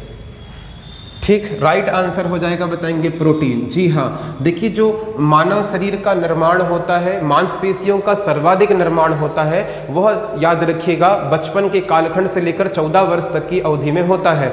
इस दौरान मांसपेशियों का अत्यधिक निर्माण होता है और मांसपेशियों के लिए उत्तरदायी जो एलिमेंट है वो कौन सा, बताएंगे, प्रोटीन है। इसीलिए प्रोटीन की अति आवश्यकता होती है 0 वर्ष से बोलेंगे 14 वर्ष तक के बच्चों में। क्लियर है बातें? और यह भी ध्यान रखिए कि प्रोटीन की खोज किसने की थी? तो प्रोटीन की खोज जे वॉल्जियस नामक वैज्ञानिक ने की थी। प्रोटीन की कमी से होने वाले रोग कौन से होते हैं? तो क्वार्सियोरकर और मरासमस। क्वार्सियोरकर और मरासमस जो है, बताएंगे, ये प्रोटीन की कमी से होने वाले रोग हैं। ओके साथियों, चलिए अगले क्वेश्चन की ओर बढ़ते हैं। हमारा आज का छठा क्वेश्चन देख लेते हैं। नाइट्रोजनी आहार है, आपको यह बताना है कि निम्नलिखित में से कौन सा आहार नाइट्रोजन से भरपूर पाया जाता है? बोलेंगे कार्बोहाइड्रेट, लिपिड, प्रोटीन, लवण। बताइए राइट आंसर क्या है? नाइट्रोजनी आहार क्या है? तो नाइट्रोजनी आहार क्या है, हमसे ये क्वेश्चन पूछा जा रहा है, तो ध्यान रखिएगा इस बात का। राइट आंसर हो जाएगा प्रोटीन। जी हाँ, प्रोटीन। प्रोटीन की बातचीत करें तो प्रोटीन अमीनो अम्ल से मिलकर बनता है, और अमीनो अम्ल जो होते हैं याद रखना, इनमें किसकी मात्रा भरपूर होती है बताएंगे? तो बोलेंगे नाइट्रोजनी पदार्थों की। नाइट्रोजनी पदार्थों की इनमें मात्रा भरपूर होती है, ध्यान रखना। चलिए आगे बढ़ते हैं और डिस्कस करते हैं हमारा आज का अगला क्वेश्चन। हमारा आज का नेक्स्ट क्वेश्चन है, लाल चने में कौन सा एंजाइम पाया जाता है? देखिए यहाँ पर मैं स्पष्ट करना चाहूँगा कि ये चने की कोई वैरायटी नहीं है। लाल चना किसको बोलते हैं? तो ध्यान रखना, अरहर और मूंग को। अरहर और मूंग को याद रखना लाल चना कहते हैं। अब क्वेश्चन क्या पूछ रहा है कि लाल चने में कौन सा एंजाइम पाया जाता है? एंजाइम पूछ रहा है ना, तो पहले तो आप अंडरलाइन कर लीजिए कि वो हमसे एंजाइम पूछ रहा है। ऑप्शन देख लीजिए, यूरियस, जाइमेज, माल्टेज और डाइस्टेज। लगाइए आंसर। कौन सा एंजाइम है जो लाल चने में सर्वाधिक मात्रा में पाया जाता है? ठीक है, राइट आंसर क्या बताएंगे? डाइस्टेज। क्या बताएंगे? डाइस्टेज। जी हाँ, यह एक एंजाइम होता है जो किसमें हमको देखने मिलेगा? तो मूंग में और अरहर में। किसमें देखने मिलेगा? मूंग में, अरहर में। इस क्वेश्चन को देख लीजिए, लाल चने में डाइस्टेज नामक एंजाइम पाया जाता है। लाल चने को अरहर और तूर के नाम से भी हम जानते हैं। ठीक है, और किसकी मात्रा भरपूर होगी इसमें? इसमें प्रोटीन भरपूर मात्रा में हमें देखने को मिल जाएगा। ओके, हमारा आज का 9वां क्वेश्चन देख लीजिए, एंजाइम होते हैं। तो एंजाइम क्या है ये आपसे क्वेश्चन पूछा जा रहा है। मेरे प्यारे दोस्तों, अगर आप पूरे वीडियो लेक्चर्स को देखते हुए चल रहे हैं, पिछले वीडियो लेक्चर्स का आपने रिवीजन किया हुआ है, तो मैं इस बात का आपको आश्वासन देता हूं कि आपको ये क्वेश्चन बन जाएगा। जी, हमने पिछले वीडियो लेक्चर में भी ये क्वेश्चन डिस्कस किया था कि एंजाइम क्या होते हैं। तो क्या ये सूक्ष्म जीव है? बिल्कुल नहीं। क्या ये कार्बनिक यौगिक है? बिल्कुल नहीं। फफूंद है? बिल्कुल नहीं। राइट आंसर क्या हो जाएगा बताएंगे? प्रोटीन है। जी हाँ, तो ध्यान रखना, एंजाइम क्या होते हैं बताएंगे? प्रोटीन होते हैं, यह ध्यान रखिएगा दोस्तों। अगले क्वेश्चन की ओर आगे बढ़ते हैं। तो एंजाइम होते हैं, ध्यान रखना, मुख्य रूप से प्रोटीन होते हैं। अगले क्वेश्चन की ओर आगे बढ़ते हैं। हमारा नेक्स्ट क्वेश्चन है, मानव में लार ग्रंथियों की संख्या कितनी होती है? आराम से सोचिएगा और फिर आंसर लगाइएगा। मानव में लार ग्रंथियों की संख्या कितनी होती है? क्या 2 जोड़ी होती है, 3 जोड़ी होती है, 4 जोड़ी होती है? ये आपको बताना है, बताइए। ठीक, आपके आंसर बिल्कुल सही हैं, सटीक आंसर आपके आ रहे हैं। मानव में जो लार ग्रंथियां होती हैं दोस्तों, इनकी संख्या बताएंगे कितनी होती है? तो इनकी संख्या अगर पूछेगा तो 6 बताइएगा। अगर जोड़ी पूछ ले कितनी जोड़ी में पाई जाती है? 3 जोड़ी में पाई जाती है। प्रकार पूछ ले तो प्रकार भी कितनी हो जाएंगे बताएंगे? 3 प्रकार की लार ग्रंथियां होती हैं। ऑप्शन देख लेते हैं। तो पहला ऑप्शन है 2 जोड़ी, ये तो गलत हो जाएगा। दूसरा ऑप्शन है बताएंगे 3 जोड़ी, जी हाँ 3 जोड़ी होती है, 3 प्रकार होती है। तीसरा ऑप्शन है 4 जोड़ी, नहीं ये तो नहीं होगा। 5 जोड़ी तो बिल्कुल नहीं, ये भी नहीं होगा। तो राइट आंसर क्या हो जाएगा बताएंगे? 3 जोड़े। ठीक है, बहुत बढ़िया। देख लेते हैं, बात कर लेते हैं कि कौन कौन सी होती हैं यह। तो पहली होती है पेरियोडिट। क्या होती है बताएंगे? पेरियोडिट। पेरियोडिट हमारे याद रखना यहाँ पर गाल पर होगी, पेरियोडिट होती है। फिर होती है सब मैंडिबुलर। क्या होती बताएंगे? सब मैंडिबुलर। और सब मैंडिबुलर हमारे यहाँ पर होगी निचले वाले हिस्से में। और फिर होती बताएंगे याद रखना सब लिंगवल। क्या होती बताएंगे? सब लिंगवल। सब लिंगवल हमारी जो जीभ है, जीभ के जस्ट नीचे पाई जाती है। ओके है, तो ये 3 होती हैं। कौन सी होती हैं? पेरियोडिट होती है, सब मैंडिबुलर होती है और सब लिंगवल होती है। ओके दोस्तों, चलिए आगे बढ़ जाते हैं, डिस्कशन कर लेते हैं हमारे नेक्स्ट क्वेश्चन में। क्वेश्चन है हमारा, एंजाइम के प्रोटीन भाग को क्या कहते हैं? हमने पिछले क्वेश्चन में यह डिस्कशन किया था कि एंजाइम क्या है? तो प्रोटीन है। लेकिन यहाँ क्वेश्चन पूछ रहा है कि एंजाइम के प्रोटीन वाले भाग को क्या बोलते हैं? ऑप्शन देख लीजिए, आइसो एंजाइम बोलते हैं, आइसो एंजाइम बोलते हैं, एपो एंजाइम बोलते हैं, हॉलो एंजाइम बोलते हैं, या उपरोक्त सभी। लगाइए आंसर। राइट आंसर हो जाएगा इस क्वेश्चन का, बोलेंगे एपो एंजाइम। जी हाँ, तो एंजाइम का वह भाग जो प्रोटीन से युक्त होता है उसे apoenzyme, option number C is the right answer. ठीक है, तो एपो एंजाइम कहते हैं, ध्यान रखना।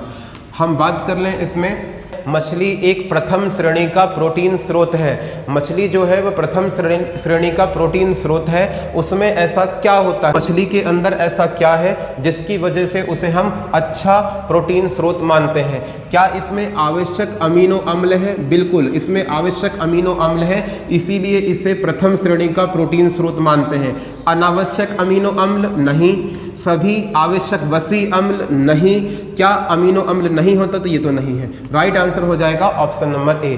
ध्यान रखिएगा, प्रोटीन की खोज किसने की? तो प्रोटीन की खोज की बताएंगे जे वॉल्जियस ने। प्रोटीन की कमी से होने वाले रोग कौन से बताएंगे? क्वार्सियोरकर और मरासमस। और प्रोटीन का प्रथम श्रेणी का स्रोत क्या बताएंगे? मछलियां होती हैं, ध्यान रखिएगा। इसके उपरांत अगर कभी एग्जामिनर पूछ ले कि मछलियों में कौन सा विटामिन होता है, तो विटामिन ए। जी हाँ, मछलियों के अंदर विटामिन ए पाया जाता है, यह भी ध्यान रखेंगे। हमारा आज का 13वां क्वेश्चन देख लीजिए। 13वां क्वेश्चन है, डायस्टेज एंजाइम का स्रोत क्या है? What is the source of diastase enzyme? ठीक है, लार ग्रंथियां, अमाशय, यकृत, अग्नाशय। मेरे प्यारे दोस्तों, इस क्वेश्चन का राइट आंसर हो जाएगा लार ग्रंथियां। क्या हो जाएगा? लार ग्रंथियां। जी हाँ, लार ग्रंथियों से किसका स्त्रावण होता है बताएंगे? लार का स्त्रावण होता है। लार को सलाइवा बोलते हैं। इसका पीएच मान कितना होता है? 6.8 पीएच मान होता है। लार में कौन कौन से एंजाइम होते हैं? तो लार में जो एंजाइम होते हैं उसमें पहले नंबर पर एंजाइम आता है टाइलिन। क्या आता है बताएंगे? टाइलिन। और टाइलिन को ही क्या बोलते हैं? तो टाइलिन को ही डायस्टेज एंजाइम कहते हैं। और एक और कौन सा होता है बताएंगे? लाइसोजाइम। क्या होता है बताएंगे? लाइसोजाइम होता है। तो लाइसोजाइम होता है, यह भी ध्यान रखिएगा। पक्की बात है क्या? तो ध्यान रखिएगा, टाइलिन जो होता है उसको डायस्टेज बोलते हैं, और लाइसोजाइम होता है इसको हम लोग लाइसोजाइम ही बोलते हैं। अब यहाँ पर इनके कार्य जान लीजिए। जो टाइलिन होता है वो मुख में आए हुए भोजन में उपस्थित स्टार्च को माल्टोज में कन्वर्ट करता है। तो टाइलिन का काम क्या है? तो स्टार्च को माल्टोज में कन्वर्ट करना। और लाइसोजाइम का काम होता है भोजन के साथ आए हुए हानिकारक बैक्टीरियाओं को नष्ट करना। प्यारे दोस्तों, यहाँ पर आप सभी से बस एक ही आग्रह है, पहले वीडियो लेक्चर से अंतिम वीडियो लेक्चर तक बस बने रहिएगा। मेरा वादा है दोस्तों आपको कि साइंस जैसे सब्जेक्ट में आपके नंबर नहीं कटेंगे, इस बात की गारंटी मेरी। लेकिन पहले वीडियो लेक्चर से लेकर जो अंतिम मेरा वीडियो लेक्चर होगा उसको केवल 2-2, 3-3 बार बस रीड कर लेना। आपके साइंस में नंबर कटने की संभावना खत्म हो जाएगी। जीवन में आप किसी भी एग्जाम में बैठेंगे आपके साइंस में नंबर नहीं कटेंगे। ओके, उम्मीद करता हूं आप मेरी बात समझ पाए होंगे। चलिए आगे बढ़ जाते हैं, डिस्कशन कर लेते हैं हमारे आज के नेक्स्ट क्वेश्चन में। क्वेश्चन है हमारा, किस एंजाइम की उपस्थिति की वजह से HIV अपना आकार बदल पाता है? यानी कि जो HIV वायरस होता है वह अपना आकार किसकी वजह से बदल पाता है, ये आपसे क्वेश्चन पूछा जा रहा है। ऑप्शन एक बार पढ़ लीजिएगा और राइट आंसर लगाइए, बताइए। नहीं, बी नहीं है दोस्तों, बी नहीं है, एक बार अच्छे से देख लीजिए। सी वाले भी गलत हैं, सी नहीं है राइट आंसर। दोस्तों ध्यान रखना, राइट आंसर क्या हो जाएगा बताएंगे? तो राइट आंसर हो जाएगा रिवर्स ट्रांसक्रिप्टेस। क्या हो जाएगा बताएंगे? रिवर्स ट्रांसक्रिप्टेस हो जाएगा, ध्यान रखना। तो रिवर्स ट्रांसक्रिप्टेस क्या है? एक प्रकार का एंजाइम है, और इसकी उपस्थिति की वजह से जो वायरस होता है, HIV वायरस होता है, वह अपना आकार मूव कर पाता है। ठीक है, यानी कि आकार बदल पाता है। ठीक है, चलिए आगे बढ़ जाते हैं, लिख लेते हैं अगले क्वेश्चन में। हमारा नेक्स्ट क्वेश्चन है, अग्नाशयी रस में होता है, जो अग्नाशय है उससे अग्नाशयी रस का स्त्रावण होता है, उसमें क्या उपस्थित होता है, यह क्वेश्चन पूछा जा रहा है। Trypsin, lipase, maltase, pepsin, trypsin, maltase, trypsin, chymotrypsin, amylase और लाइपेज, ट्रिप्सिन, पेप्सिन और एमाइलेज। लगाइए राइट आंसर। ये ऑप्शन इस प्रकार से है, ये ऑप्शन नंबर 1 है, ये ऑप्शन नंबर 2 है, ये ऑप्शन नंबर 3 है, ये ऑप्शन नंबर 4 है, अर्थात डी ऑप्शन है। लगाइए दोस्तों। ठीक, बहुत बढ़िया। राइट आंसर आपके आने प्रारंभ हो गए हैं। राइट आंसर बताएंगे ऑप्शन नंबर डी। क्या बताएंगे? Option number D. ध्यान रखिएगा, जो अग्नाशय होता है, अग्नाशय से अग्नाशयी रस स्त्रावित होता है, यह भोजन को क्षारीय करने का काम करता है। और अग्नाशयी रस में याद रखना क्या होता है, ट्रिप्सिन, पेप्सिन और एमाइलेज होता है। ठीक है, नेक्स्ट क्वेश्चन की ओर बढ़ जाते हैं और हमारा 17वां क्वेश्चन देख लेते हैं। पित्त रस का स्रोत क्या है? जो पित्त रस होता है वो कहाँ से सिक्रीट होता है, ये आपको बताना है। क्या पित्त रस जो होता है पित्ताशय से सिक्रीट होता है, लीवर से सिक्रीट होता है, पित्त वाहिनी से होता है, या शर्करा से सिक्रीट होता है?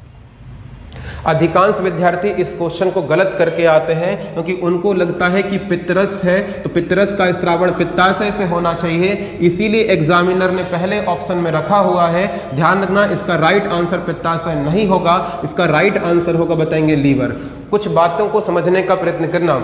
पित्तरस का निर्माण कौन करता है? तो पित्तरस का निर्माण करता है यकृत। पित्तरस का संचय कौन करेगा? पित्ताशय। लेकिन पित्तरस का स्त्रावण कौन करेगा? तो ध्यान रखना, यकृत ही स्त्रावण करता है। केवल संचय करने का काम कौन करेगा? तो बताएंगे, याद रखना, पित्ताशय करता है, ध्यान रखना। तो पित्तरस का मैं यहाँ पर लिख देता हूं दोस्तों, निर्माण कौन करता है? तो निर्माण करता है, बताएंगे, यकृत। पित्तरस का संचय कौन करता है? तो संचय करता है, बताएंगे, याद रखना, पित्ताशय।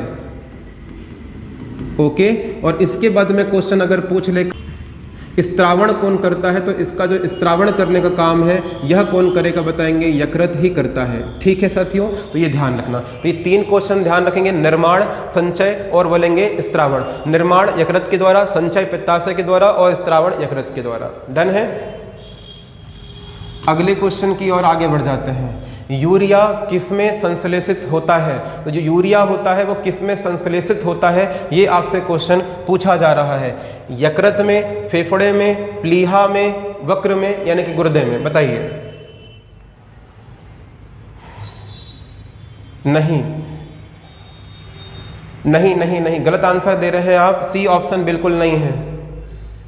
राइट आंसर क्या हो जाएगा? तो राइट आंसर हो जाएगा ए। क्या हो जाएगा? बताएंगे, ए हो जाएगा दोस्तों, ध्यान रखना, यकृत हो जाएगा। क्या हो जाएगा? बताएंगे, यकृत हो जाएगा, लीवर हो जाएगा। जी हाँ, इसको यूरिया को संश्लेषित करने का काम कौन करता है? बताएंगे, यकृत ही करता है। ठीक है, अगले क्वेश्चन की ओर बढ़ते हैं। क्वेश्चन है हमारा, मानव जठर में प्रोटीन के पाचन के लिए उत्तरदायी अनुकूलतम परिवेश है। मानव जठर में प्रोटीन के पाचन के लिए उत्तरदायी अनुकूल परिवेश है। कैसा परिवेश है? मतलब जो जठर रस होता है, गैस्ट्रिक जूस होता है, वह कैसा होता है, नेचर में कैसा होता है? क्या वह एसिडिक होता है, क्षारीय होता है, उदासीन होता है, या बेस नेचर का होता है? लगाइए राइट आंसर। जो जठर रस होता है वह किस प्रकार का होता है? ठीक है, राइट आंसर कैसा होता है? बताएंगे, ये अम्लीय होता है और अत्यधिक अम्लीय होता है।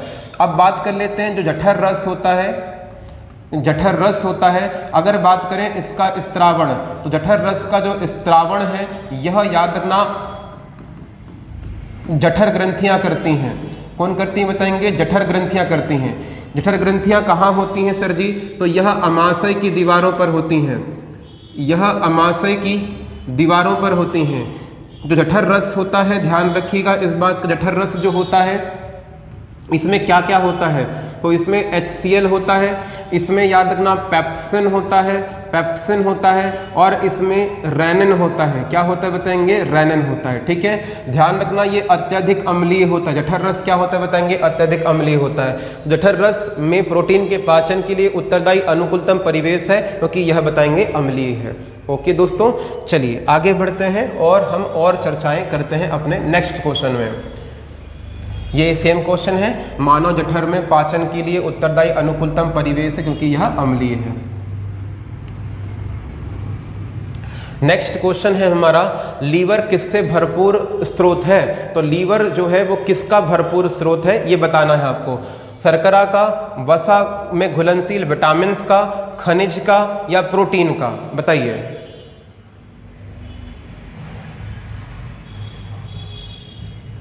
ठीक है, बहुत बढ़िया। राइट आंसर क्या हो जाएगा? बताएंगे, शर्करा बिल्कुल नहीं है, खनिज बिल्कुल नहीं है, प्रोटीन बिल्कुल नहीं है, वसा में घुलनशील विटामिन का। अगर हम बात करें विटामिन की, तो विटामिन जो होते हैं वह दो प्रकार से हम इनको बांट सकते हैं। पहले होते हैं जल में घुलनशील विटामिन और दूसरे होते हैं, बताएंगे याद रखना, वसा में घुलनशील विटामिन। जल में घुलनशील जो विटामिन होते हैं यह बी और सी होते हैं, और बात करेंगे वसा में घुलनशील कौन से हैं, तो बताएंगे ए है, डी है, ई है और के है। क्या आप समझ पा रहे हैं मेरी बात को? तो याद रखना विटामिन जो है वो वसा में घुलनशील कौन से हैं, ए, डी, ई, के है, और ये सारे के सारे कहाँ पर अवेलेबल होते हैं, बताएंगे लीवर में अवेलेबल होते हैं। ओके दोस्तों, क्लियर है? चलिए आगे बढ़ जाते हैं नेक्स्ट क्वेश्चन की ओर।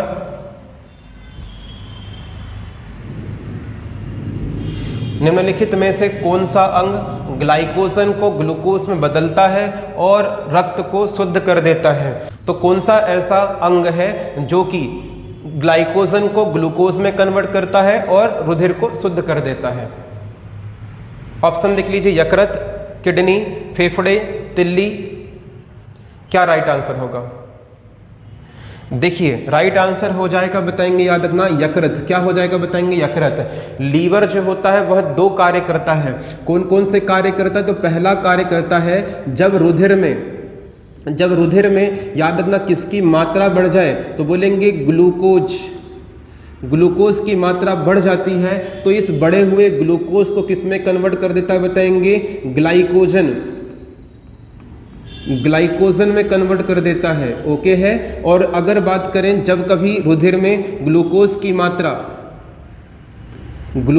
मात्रा क्या हो जाती है, बताएंगे याद रखना, कम हो जाती है, तो ऐसी स्थिति में जो ग्लाइकोजन है इसको पुनः याद रखना ग्लूकोज में कन्वर्ट कर देता है। तो कहने का मतलब ये हुआ कि जब मानव रुधिर में ग्लूकोज की मात्रा ज़्यादा होगी तो इस ग्लूकोज को ग्लाइकोजन में कन्वर्ट कर दिया जाएगा, और जब ग्लूकोज की मात्रा कम हो जाएगी तो ग्लाइकोजन को पुनः ग्लूकोज में कन्वर्ट कर देंगे। तो राइट आंसर क्या हो जाएगा, बताएंगे liver is the right answer. ठीक है, अगले क्वेश्चन की ओर चलते हैं। टेबल शर्करा किस प्रकार की शर्करा है? तो टेबल शर्करा किस प्रकार की शर्करा है, यह क्वेश्चन पूछा जा रहा है। ऑप्शन देख लीजिए, फ्रक्टोज, गैलेक्टोज, ग्लूकोज और सुक्रोज। लगाइए राइट आंसर। टेबल शर्करा किस प्रकार की शर्करा है?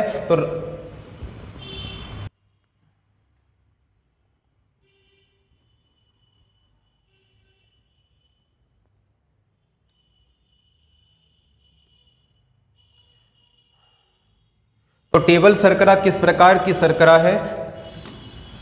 तो अगर हम बात करें टेबल शर्करा किस प्रकार की शर्करा है, तो सीधा सा आंसर आएगा, बताएंगे सुक्रोज। जी हाँ, यह सुक्रोज प्रकार की शर्करा है, यह ध्यान रखिएगा। ठीक है, आगे बढ़ जाते हैं नेक्स्ट क्वेश्चन की ओर। नेक्स्ट क्वेश्चन है बताते हैं, और नेक्स्ट क्वेश्चन के अंदर डिस्कशन कर लेते हैं।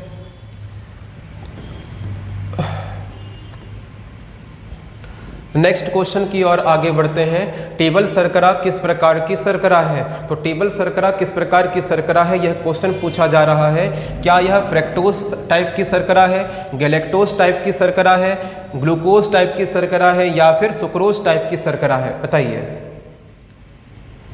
राइट आंसर हो जाएगा सुक्रोज। याद रखना क्या हो जाएगा, सुक्रोज। जी हाँ, याद रखना जो टेबल शर्करा होती है, सुक्रोज एक कार्बनिक यौगिक है जिसे सामान्य तौर पर हम टेबल शर्करा के नाम से जानते हैं। तो टेबल शर्करा क्या है, बताएंगे सुक्रोज प्रकार की शर्करा है।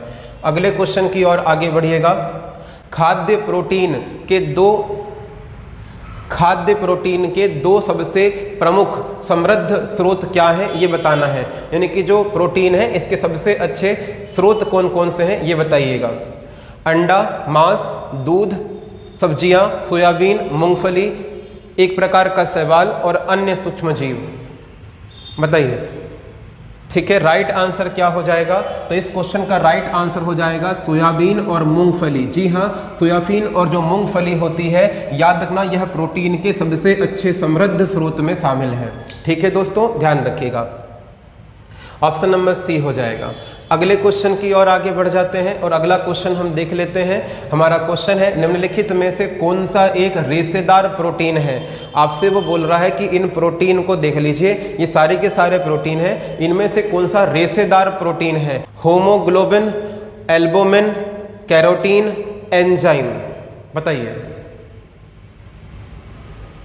राइट आंसर हो जाएगा, बताएंगे याद रखना, कैरोटीन या कैरेटीन। क्या हो जाएगा बताएंगे? कैरेटीन। जी हाँ, कैरेटीन जो होता है यह एक रेशेदार प्रोटीन है। और कैरेटीन कहाँ पर पाया जाता है? तो याद रखना ह्यूमंस के जो बाल होते हैं याद रखना उनमें पाया जाने वाला यह प्रोटीन है। ठीक है, तो कैरेटीन एक रेशेदार प्रोटीन है।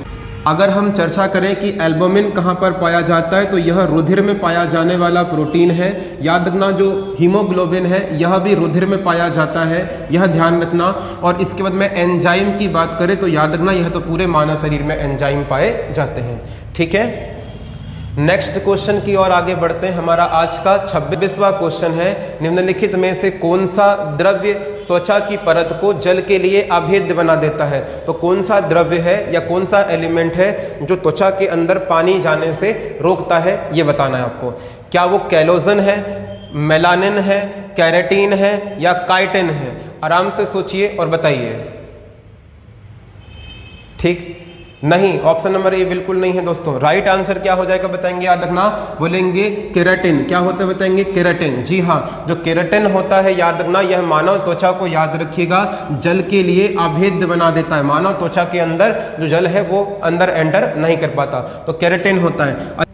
अगर यहाँ पर बात करें मेलानिन की, तो मेलानिन मानव त्वचा का रंग निर्धारित है। जी हाँ, मानव त्वचा का रंग निर्धारित कौन करता है? मेलानिन करता है। अगर त्वचा में मेलानिन की मात्रा ज़्यादा होगी तो रंग श्याम होगा, और अगर याद रखना मेलानिन की मात्रा कम होगी तो रंग कैसा होगा? गौर होगा। जो पृथ्वी का भूमध्य रेखीय क्षेत्र है, जहां पर साल में 2 वर्ष सूर्य का प्रकाश सीधे पड़ता है, तो इस वजह से ज़्यादा तापमान होने की वजह से वहां के क्षेत्र के जो लोग हैं उनके शरीर में मेलानिन की मात्रा ज़्यादा होती है, अर्थात उनका रंग श्याम होता है। और ठंडे प्रदेश अर्थात जो पृथ्वी के ध्रुवीय क्षेत्र हैं वहां पर सूर्य का प्रकाश ज़्यादा नहीं पहुंच पाता, इसीलिए वहां पर रहने वाले जो लोग होते हैं उनके शरीर का जो रंग होता है वो गौर होता है। ओके दोस्तों, चलिए, उम्मीद करता हूं आप मेरी बात समझ पाए होंगे। Right answer. अगले क्वेश्चन की ओर चलते हैं। हमारा आज का 27वां क्वेश्चन है, निम्नलिखित में से किस भारी धातु की विषाक्तता से यकृत सोराइसिस रोग होता है? यानी किस एलिमेंट के ज़्यादा होने की वजह से यकृत सोराइसिस रोग होता है हमारे शरीर में? ठीक है, क्या कॉपर के होने की वजह से होता है, लेड के होने की वजह से, शर्करा या जिंक? आराम से राइट आंसर लगाइए और बताइए। बताइए राइट आंसर क्या होगा। ठीक दोस्तों, राइट आंसर बताएंगे कॉपर। जी हाँ, तांबा की मात्रा ज्यादा हो जाने से, तांबा की मात्रा ज्यादा हो जाने से कौन सा रोग होता है बताएंगे? यकृत रोग होता है। क्या क्वेश्चन एग्जामिनेशन में पूछ सकता है? क्वेश्चन पूछ सकता है सोराइसिस रोग का संबंध किससे है? तो याद रखना लीवर से है। क्वेश्चन पूछेगा सोराइसिस रोग किसकी अधिकता से होने से होता है? तो बताएंगे, याद रखना, बोलेंगे तांबा के होने की वजह से होता है। ठीक है, चलिए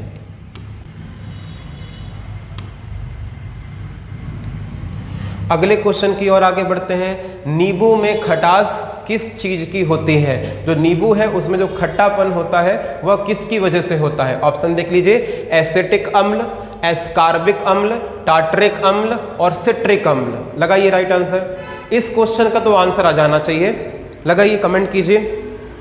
एक विद्यार्थी कमेंट आना चाहिए भाई। जितने लाइव है सारे के सारे कमेंट करो। नींबू में खटास की वजह क्या होती है? सर जी विटामिन सी। थप्पड़ पड़ेंगे तुमको। विटामिन सी नहीं, राइट आंसर। बहुत बढ़िया दोस्तों के राइट आंसर आने प्रारंभ हो गए हैं। राइट आंसर बताएंगे सिट्रिक अम्ल। क्या है बताएंगे? सिट्रिक अम्ल। जी हाँ, नींबू में खटास की वजह क्या होती है बताएंगे? सिट्रिक अम्ल होता है, यह भी ध्यान रखिएगा। जी हाँ, नींबू में सिट्रिक अम्ल की मात्रा लगभग 5 से 6% होती है, जिसके कारण स्वाद में खट्टापन आता है। इसका पीएच मान 2.0 से लेकर 3.0 होता है। इसमें किसकी प्रचुरता होती है बताएंगे? विटामिन सी की प्रचुरता होती है। विटामिन सी तो होता है नींबू में, कोई दिक्कत नहीं, लेकिन सी की वजह से खट्टापन नहीं होता, ये ध्यान रखना। नींबू में खट्टेपन का वजह क्या है बताएंगे? याद रखना, तो बोलेंगे सिट्रिक अम्ल है। ठीक है दोस्तों, चलिए नेक्स्ट क्वेश्चन देख लीजिए हमारा। निम्नलिखित में से कौन सा लार का लाभ नहीं है? जो सलाइवा होता है उसका लाभ नहीं है, ये बताना है हमें, ध्यान रखना है ना। लार भोजन को निगलने में मदद करती है, ये तो लाभ है, बिल्कुल सही बात है। लार आरबीसी में वृद्धि करती है? नहीं, ये तो वृद्धि नहीं करती। अरे लार आरबीसी में वृद्धि कैसे करेगी यार, सीधी सी बात है, नहीं होगा। यह मुख और दांतों को साफ करती है? हाँ, कुछ मात्रा में तो करती है। यह होठों तथा जीभ की गति को अनुकूल बनाकर बोलने में हेल्प करती है। अरे बिल्कुल सही बात है जी, बिल्कुल सही बात है। राइट आंसर क्या हो जाएगा बताएंगे? बी। क्या हो जाएगा? बी। तो बी की बोलेंगे लार की वजह से जो आरबीसी की संख्या होती है इसमें वृद्धि नहीं होती है। ठीक है। लार किसके पाचन में मदद करती है, हेल्प करती है? हमने शुरुआती क्वेश्चन में इस क्वेश्चन को डिस्कस कर लिया था, फिर भी एक बार डिस्कशन करना अनिवार्य है। तो लार किसके पाचन में हेल्प करता है ये बताना है। तो क्या वसा के पाचन में? बिल्कुल नहीं। प्रोटीन? बिल्कुल नहीं। विटामिन? बिल्कुल नहीं। स्टार्च? जी हाँ, लार के अंदर क्या पाया जाएगा? टाइलिन। क्या पाया जाएगा? टाइलिन। और टाइलिन क्या काम करेगा? स्टार्च को किस में कन्वर्ट कर देगा? स्टार्च को माल्टोज में कन्वर्ट कर देगा, माल्टोज में कन्वर्ट कर देगा। क्या आप समझ पाते हैं मेरी बातों को? क्लियर है साथियों? चलिए, बहुत बढ़िया यार। अगले क्वेश्चन की ओर आगे बढ़ते हैं और चर्चा करते हैं। ध्यान रखना, हमारे 31वें क्वेश्चन पे मुख से निकली हुई लार पाचन करती है, किसका पाचन करती है ये बताना है। तो हमने पिछले ही क्वेश्चन में डिस्कशन किया हुआ है कि ये स्टार्च के पाचन में सहयोग करती है। अच्छा, इसके अंतर्गत मैं आपको कुछ नए फैक्ट बताने का प्रयत्न करता हूँ। याद रखना, अगर क्वेश्चन पूछ ले कि मानव शरीर में पाचन की क्रिया कहाँ से प्रारंभ होती है, तो मानव शरीर में पाचन की क्रिया मुख से प्रारंभ होती है। मानव शरीर में जो पाचन है इसका प्रारंभ कहां से होता है बताएंगे? याद रखना, मुख से प्रारंभ होता है। मानव शरीर में सबसे पहले किसका पाचन होता है? तो कार्बोहाइड्रेट का पाचन होता है। कार्बोहाइड्रेट के प्रकार में किसका पाचन प्रारंभ होता है बताएंगे? स्टार्च का, जिसे मंड बोल देते हैं। ठीक है, तो दो चीजें मैंने बताया। मानव शरीर में पाचन कहां से प्रारंभ होता है? मुख से। बात करें किसका पाचन होता है? कार्बोहाइड्रेट। और कार्बोहाइड्रेट में किसका पाचन होता है बताएंगे? स्टार्च का। ठीक है, याद रहेगा। आगे बढ़ जाइए, हमारा नेक्स्ट क्वेश्चन है, निम्नलिखित में से किस भाग में पाचन एवं श्वसन नाल क्रॉस करती है? वह कौन सा हिस्सा है जहां पर पाचन और, यानी कि पाचन मतलब होता है ग्रास नली, ग्रास नली और श्वसन नाल क्रॉस करती है? ग्रसनी, फीमर, ग्रास नली, श्वास नली। अगर आपने क्लास लगाई हुई है तो आपको ऐसा हो नहीं सकता कि आपको दिक्कत जाए, आपको ये क्वेश्चन बहुत इजीली बन जाएगा। मेरे प्यारे दोस्तों, इस क्वेश्चन को ऐसे समझिए कि जो हमारा मुख है इसको आप मान लीजिए कि ये ओरल कैविटी या बक्कल कैविटी है, ओरल कैविटी या बक्कल कैविटी है।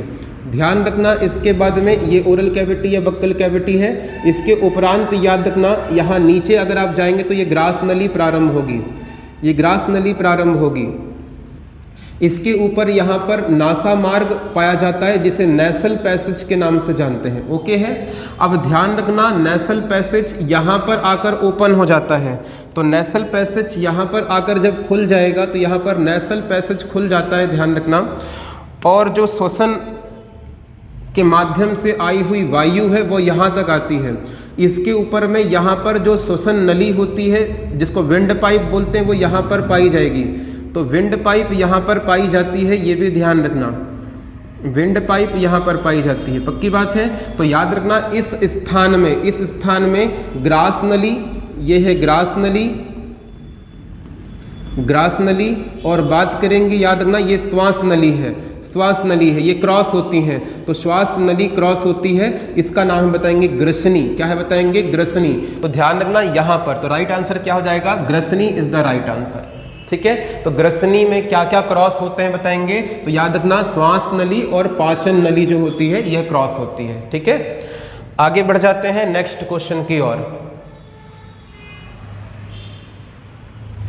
हमारा क्वेश्चन है, अन्न एक समृद्ध स्रोत है, जो अनाज होता है उसमें किसकी भरपूर मात्रा होती है? यह आपसे क्वेश्चन पूछा जा रहा है। क्या अनाज में स्टार्च की मात्रा होती है? हाँ होती है। ग्लूकोज की नहीं होती, फ्रैक्टोज की नहीं होती, माल्टोज की नहीं होती। राइट आंसर क्या हो जाएगा बताएंगे? याद ना, भरपूर मात्रा होती है स्टार्च की। राइट आंसर क्या है? ए।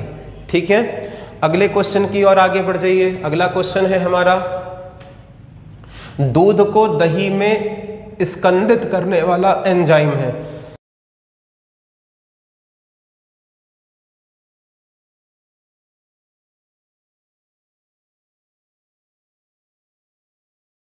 दूध को दही में स्कंदित करने वाला एंजाइम बताना है। आपसे बैक्टीरिया नहीं पूछा जा रहा है, तो याद रखना आपको ये बताना है कि दूध को दही में परिवर्तित करने वाला एंजाइम कौन सा है। रेनिन है, पेप्सिन है, रेजिन है, सिट्रिन है, बताइए। ठीक, राइट आंसर है बताएंगे रेनिन, ऑप्शन नंबर ए। क्या है बताएंगे? रेनिन। जी हाँ, दूध को दही में परिवर्तित करने वाला जो एंजाइम है, याद रखना इसका नाम क्या है? रेनिन है।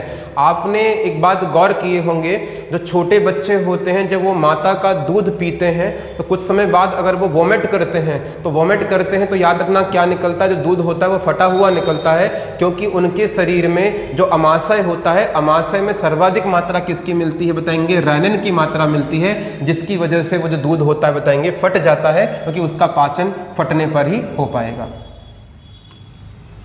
अगले क्वेश्चन की ओर आगे बढ़ते हैं। हमारा आज का 35वां क्वेश्चन देख लीजिए। किसकी उपस्थिति की वजह से गाय का दूध का रंग पीला होता है? तो गाय के दूध का रंग पीला होता है किसकी वजह से? ऑप्शन देख लीजिए, जेरेंथ्रोफिल, राइबोफ्लोविन, राइब्यूलोस, कैरोटीन। तो आंसर लगाइए कि किसकी वजह से गाय का जो दूध होता है वो पीला होता है। जी हाँ, ये क्वेश्चन पहले हो चुका है दोस्तों, पिछले कुछ वीडियो लेक्चर में हो चुका है। उम्मीद करता हूं कि आप इसका राइट आंसर देंगे। बहुत बढ़िया, आंसर आने भी प्रारंभ हो चुके हैं। राइट आंसर क्या है बताएंगे? कैरोटीन। क्या है बताएंगे? कैरोटीन। जी हाँ, कैरोटीन की वजह से ही गाय का जो दूध होता है वो कैसा होता है बताएंगे? पीला होता है। ठीक है दोस्तों, अगले क्वेश्चन की ओर आगे बढ़ जाइए और लिखिए। हमारा आज का 36वां क्वेश्चन है। आजकल दूध को संतुलित आहार नहीं माना जाता क्योंकि इसमें अभाव होता है।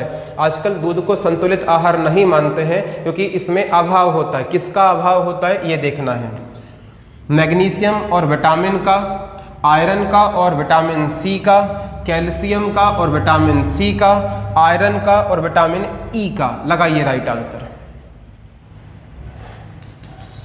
ठीक, नहीं दोस्तों, गलत आंसर आ रहा है आपका आयरन का और विटामिन सी का। तो जो दूध होता है इसमें आयरन और विटामिन सी नहीं होता, इसीलिए इसको संतुलित आहार नहीं माना जाता है, ये ध्यान रखना। Option number B is the right answer.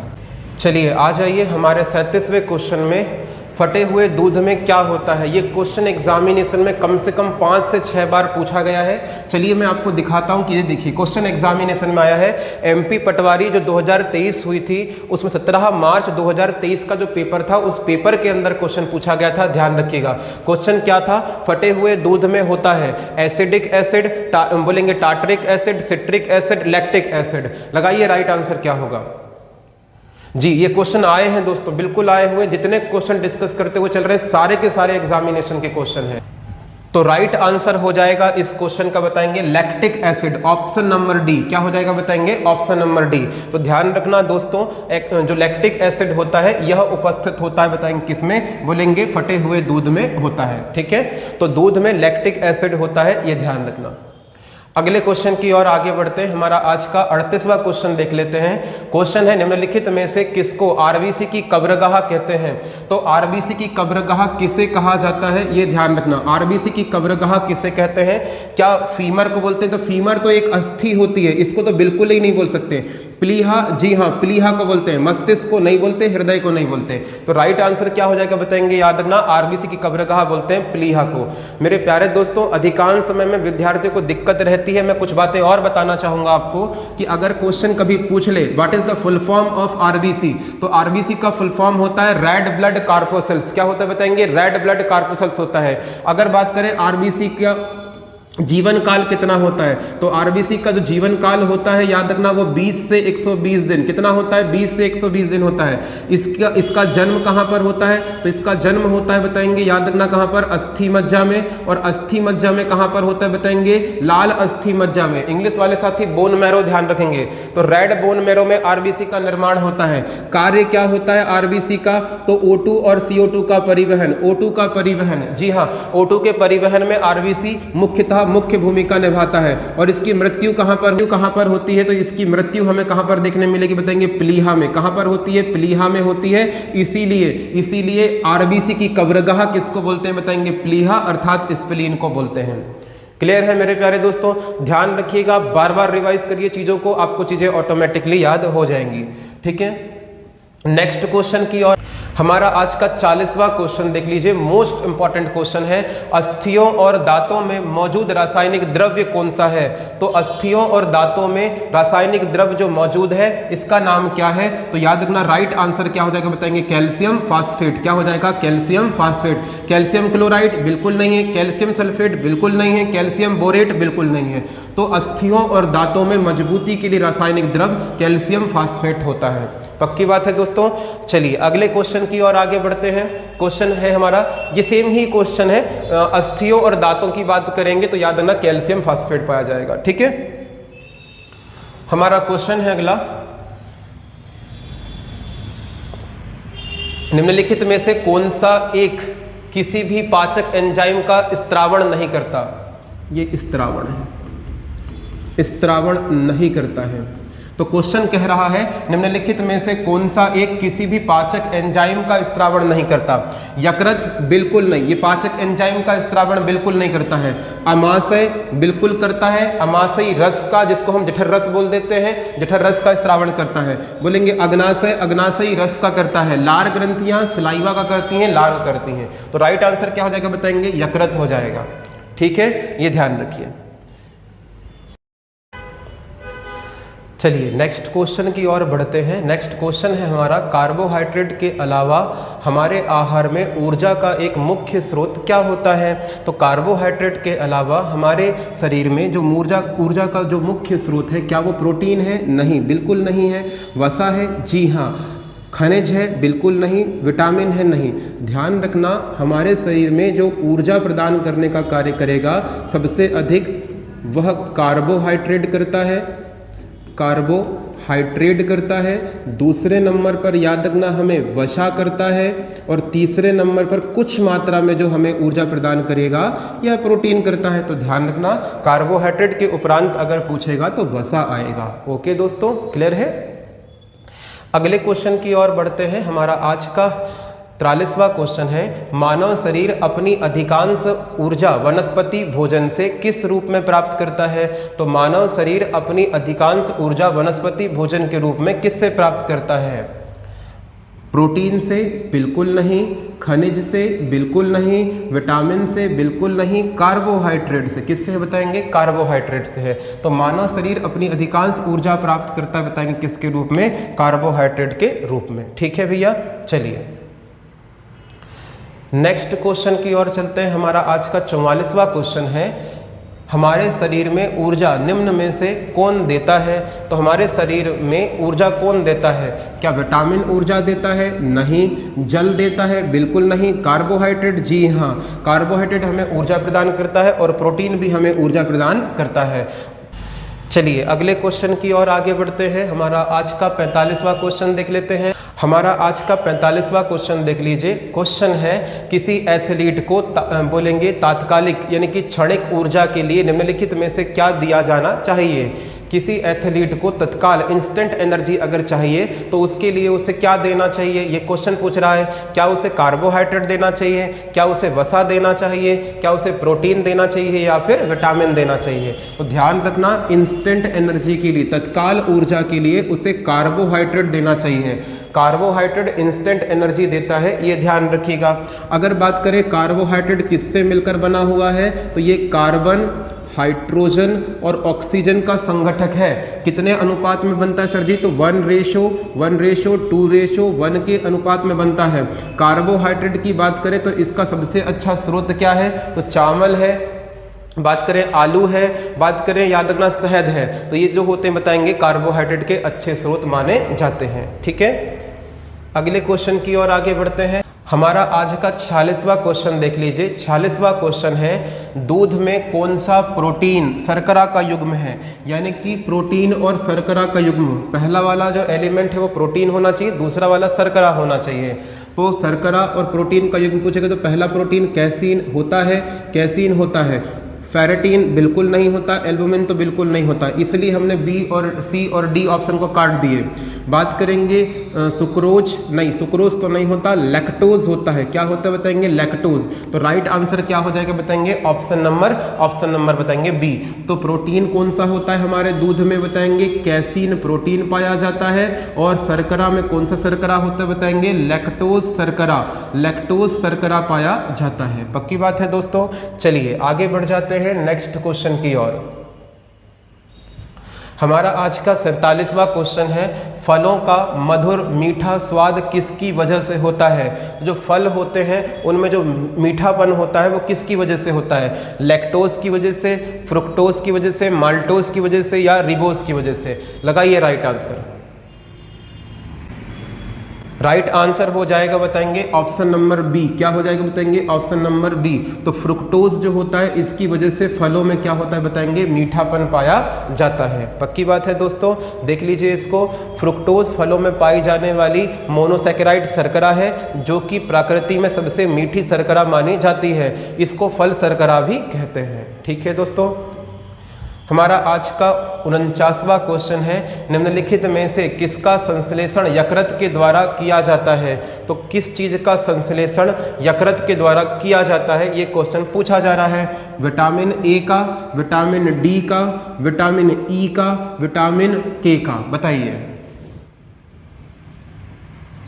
Right answer हो जाएगा दोस्तों बताना विटामिन के। जी हाँ, विटामिन के का संश्लेषण कौन करता है? तो विटामिन के का जो संश्लेषण है याद रखना वो किसके द्वारा किया जाएगा? तो विटामिन के का जो संश्लेषण है याद रखना यह हमारा,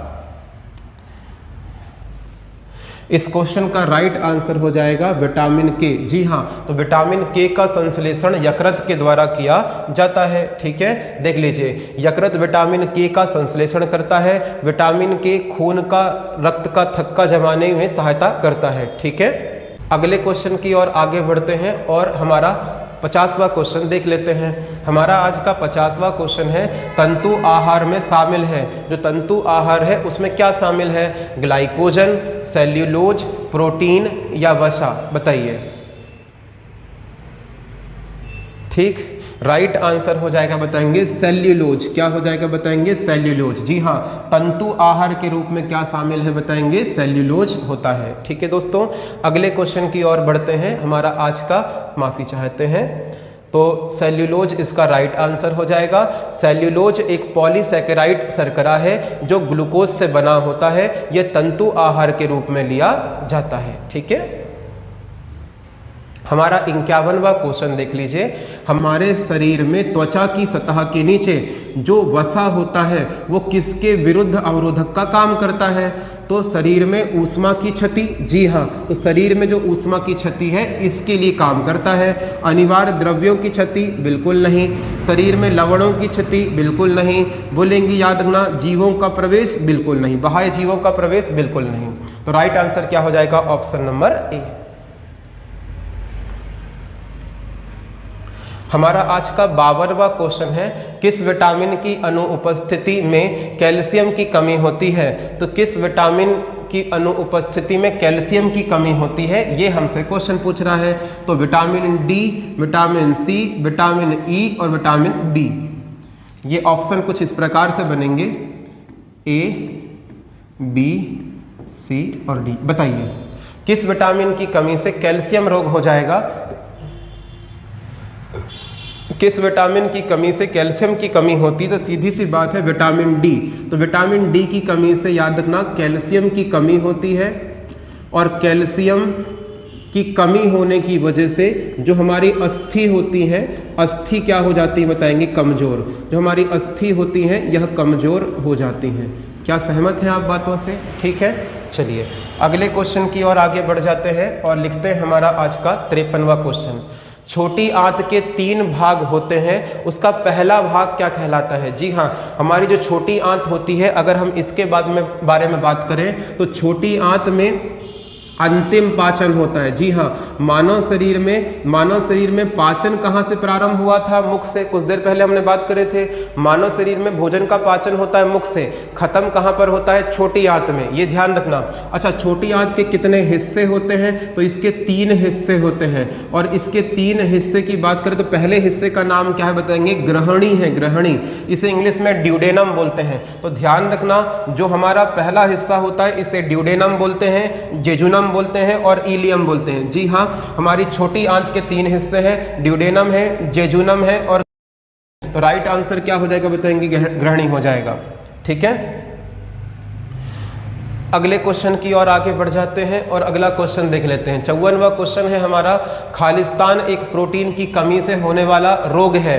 तो कौन सा ऐसा रोग है जो, याद रखना, प्रोटीन की कमी से होता है?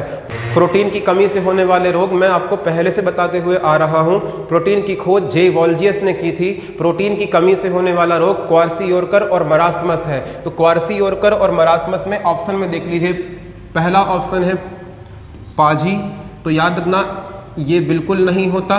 दूसरा है बताएंगे खून की कमी, बिल्कुल नहीं होता। बोलेंगे क्वार्सियोरकर, बिल्कुल क्वार्सियोरकर और मरास्मस। तो राइट आंसर क्या हो जाएगा बताएंगे? क्वार्सियोरकर। अगले क्वेश्चन की ओर आगे बढ़ जाते हैं। ठीक है, और अगले क्वेश्चन में डिस्कशन कर लेते हैं। हमारा आज का 56वां क्वेश्चन है, आहार नाल के सबसे बड़े भाग का नाम बताइए। तो जो आहार नाल है इसका सबसे बड़ा भाग क्या होता है? बड़ी आंत, छोटी आंत, यकृत या फिर पेट? आप ये जानना चाहेंगे सर आहार नाल क्या होती है? मेरे प्यारे दोस्तों, मुख से लेकर जो ये एनस है, गुदा है, याद रखना, यहाँ तक का जो भाग होता है इसको हम लोग क्या बोलते हैं बताएंगे? याद रखना, इसको हम आहार नाल बोलते हैं। आहार नाल में क्या क्या आता है? तो आहार नाल जो है, आहार नाल में क्या क्या आता है? तो इसमें याद रखना मुख आता है, जिसे हम लोग मुख गुहा बोलते हैं, बक्कल कैविटी बोलते हैं, इसे बक्कल कैविटी बोलते हैं, मुख आता है। दूसरे नंबर पर याद रखना क्या आती है? ग्रसनी आती, जिसे ईसोफेगस बोल देते हैं। फिर ग्रास नली आती है, जिसे फूड पाइप बोलते हैं। ध्यान रखना, यहाँ पर अगर आप देखेंगे तो ये मुख है, तो ये आ जाएगा। फिर ये बोलेंगे, याद रखना क्या आ जाएगा? तो बताएंगे यहाँ पर जो आ जाएगा इसको ग्रसनी बोल देंगे। ये वाला जो हिस्सा है इसको बोलेंगे, याद रखना, ग्रास नली बोल देंगे। इसके उपरांत में क्या आ जाएगा बताएंगे? अमाशय। क्या आ जाएगा? अमाशय आ जाएगा। अमाशय के उपरांत में याद रखना छोटी आंत आएगी, और छोटी आंत के उपरांत में क्या आ जाएगा बताएंगे? बड़ी आंत आ जाएगी। तो बड़ी आंत आ जाएगी। तो ध्यान रखना ये पूरे जो हिस्से होते हैं ये किसके अंतर्गत आते हैं? तो यह पूरे के पूरे हिस्से आहार नली के अंतर्गत आते हैं। ठीक है भैया, तो ध्यान रखिएगा ये आहार नाल के अंतर्गत आते हैं। तो राइट आंसर क्या हो जाएगा? छोटी आंत। छोटी आंत की जो लंबाई होती है, चर्चा की जाए, छोटी आंत की लंबाई कितनी होती है? तो 6.25 होती है। तो इसकी याद रखना जो लंबाई होती है 6.25 होती है, ध्यान रखना। अगले क्वेश्चन की ओर आगे बढ़ते हैं। हमारा आज का नेक्स्ट क्वेश्चन है, भोजन का पूर्ण पाचन कहाँ पर होता है? मैंने पिछले क्वेश्चन में आपको बताया दोस्तों कि भोजन का जो पूर्ण पाचन है ये छोटी आंत में होता है। भोजन का पाचन प्रारंभ कहाँ पर होता है? तो मुख में होता है। और खत्म कहाँ पर होता है? तो खत्म बताएंगे छोटी आंत में होता है, ये ध्यान रखना। ठीक है, अगले क्वेश्चन की ओर आगे बढ़िए। हमारा क्वेश्चन है, यकृत द्वारा निकलने वाला बाइल जूस का क्या कार्य होता है? जो पित्त रस होता है, इस पित्त रस का मुख्यतः कार्य क्या होता है? यह भोजन को क्षारीय करता है। जी हाँ, यह कार्य होता है इसका कि यह भोजन को क्षारीय करता है। अम्लीय बिल्कुल नहीं करता, भोजन को तोड़ने का कार्य बिल्कुल नहीं करेगा। इनमें से कोई नहीं तो बिल्कुल नहीं आएगा। राइट आंसर, यह भोजन को याद रखना क्षारीय करने का काम करता है। यहाँ पर 2 फैक्ट और याद रखिएगा कि याद रखेंगे, अगर हम बात करें पित्तरस, तो पित्तरस का निर्माण किसने किया है? यकृत ने। संचय किसने किया है? पित्ताशय ने। और स्त्रावण किसने किया है? तो स्त्रावण करा है यकृत ने। ओके, ध्यान रखिएगा। नेक्स्ट क्वेश्चन की ओर चलते हैं। मानव शरीर में निम्नलिखित में से कौन सा एंजाइम प्रोटीन पाचन शुरू करता है? तो मानव शरीर में निम्नलिखित में से कौन सा एंजाइम प्रोटीन का पाचन प्रारंभ करता है? पाचन की क्रिया नहीं बोला है, प्रोटीन का पाचन। तो प्रोटीन के पाचन में मुख्य भूमिका कौन निभाएगा बताएंगे? पेप्सिन। कौन निभाएगा? पेप्सिन। कहां पर पाचन प्रारंभ? अगर हम बात करें प्रोटीन का पाचन, तो प्रोटीन का जो पाचन होता है वह कहाँ पर होता है बताएंगे, अमाशय में होता है। अब जो अमाशय की दीवारें होती हैं, अमाशय की दीवारें होती हैं, इन दीवारों पर क्या पाया जाएगा बताएंगे, जठर ग्रंथि पाई जाएगी, गैस्ट्रिक ग्लैंड्स पाई जाती हैं। और जठर ग्रंथि किसका स्त्रावण करती हैं बताएंगे, जठर रस का स्त्रावण करती हैं। और जठर रस में क्या होता है, जो जठर रस के अंदर होता है बताएंगे, पेप्सिन होता है, रेनिन होता है, और क्या होता है बताएंगे, HCl हाइड्रोक्लोरिक अम्ल होता है। ठीक है, तो याद रखना जो पेप्सिन होता है यह प्रोटीन के पाचन के लिए उत्तरदायी होता है। अगले क्वेश्चन की ओर आगे बढ़िए। क्वेश्चन नंबर 60वां है, निम्नलिखित में से कौन सी ग्रंथि इंसुलिन के उत्पादन के लिए जिम्मेदार होती है, जो शरीर में शर्करा के उपापचय के लिए जिम्मेदार मुख्य हार्मोन्स है। क्वेश्चन पूछा जा रहा है कि जो इंसुलिन है इसका स्त्रावण किसके द्वारा होता है, तो इंसुलिन का स्त्रावण क्या अग्नाशय करता है, पिट्यूटरी ग्रंथि करती है, लार ग्रंथि करती है, या आंत ग्रंथि करती है। सीधी सी बात है, याद रखना कौन करता है बताएंगे, याद रखना अग्नाशय करता है। अग्नाशय के अंदर पाई जाने वाली संरचना का नाम क्या है बताएंगे, तो लैंगरहैंस की द्वीपिका है, लैंगरहैंस की द्वीपिका है, द्वीपिका है।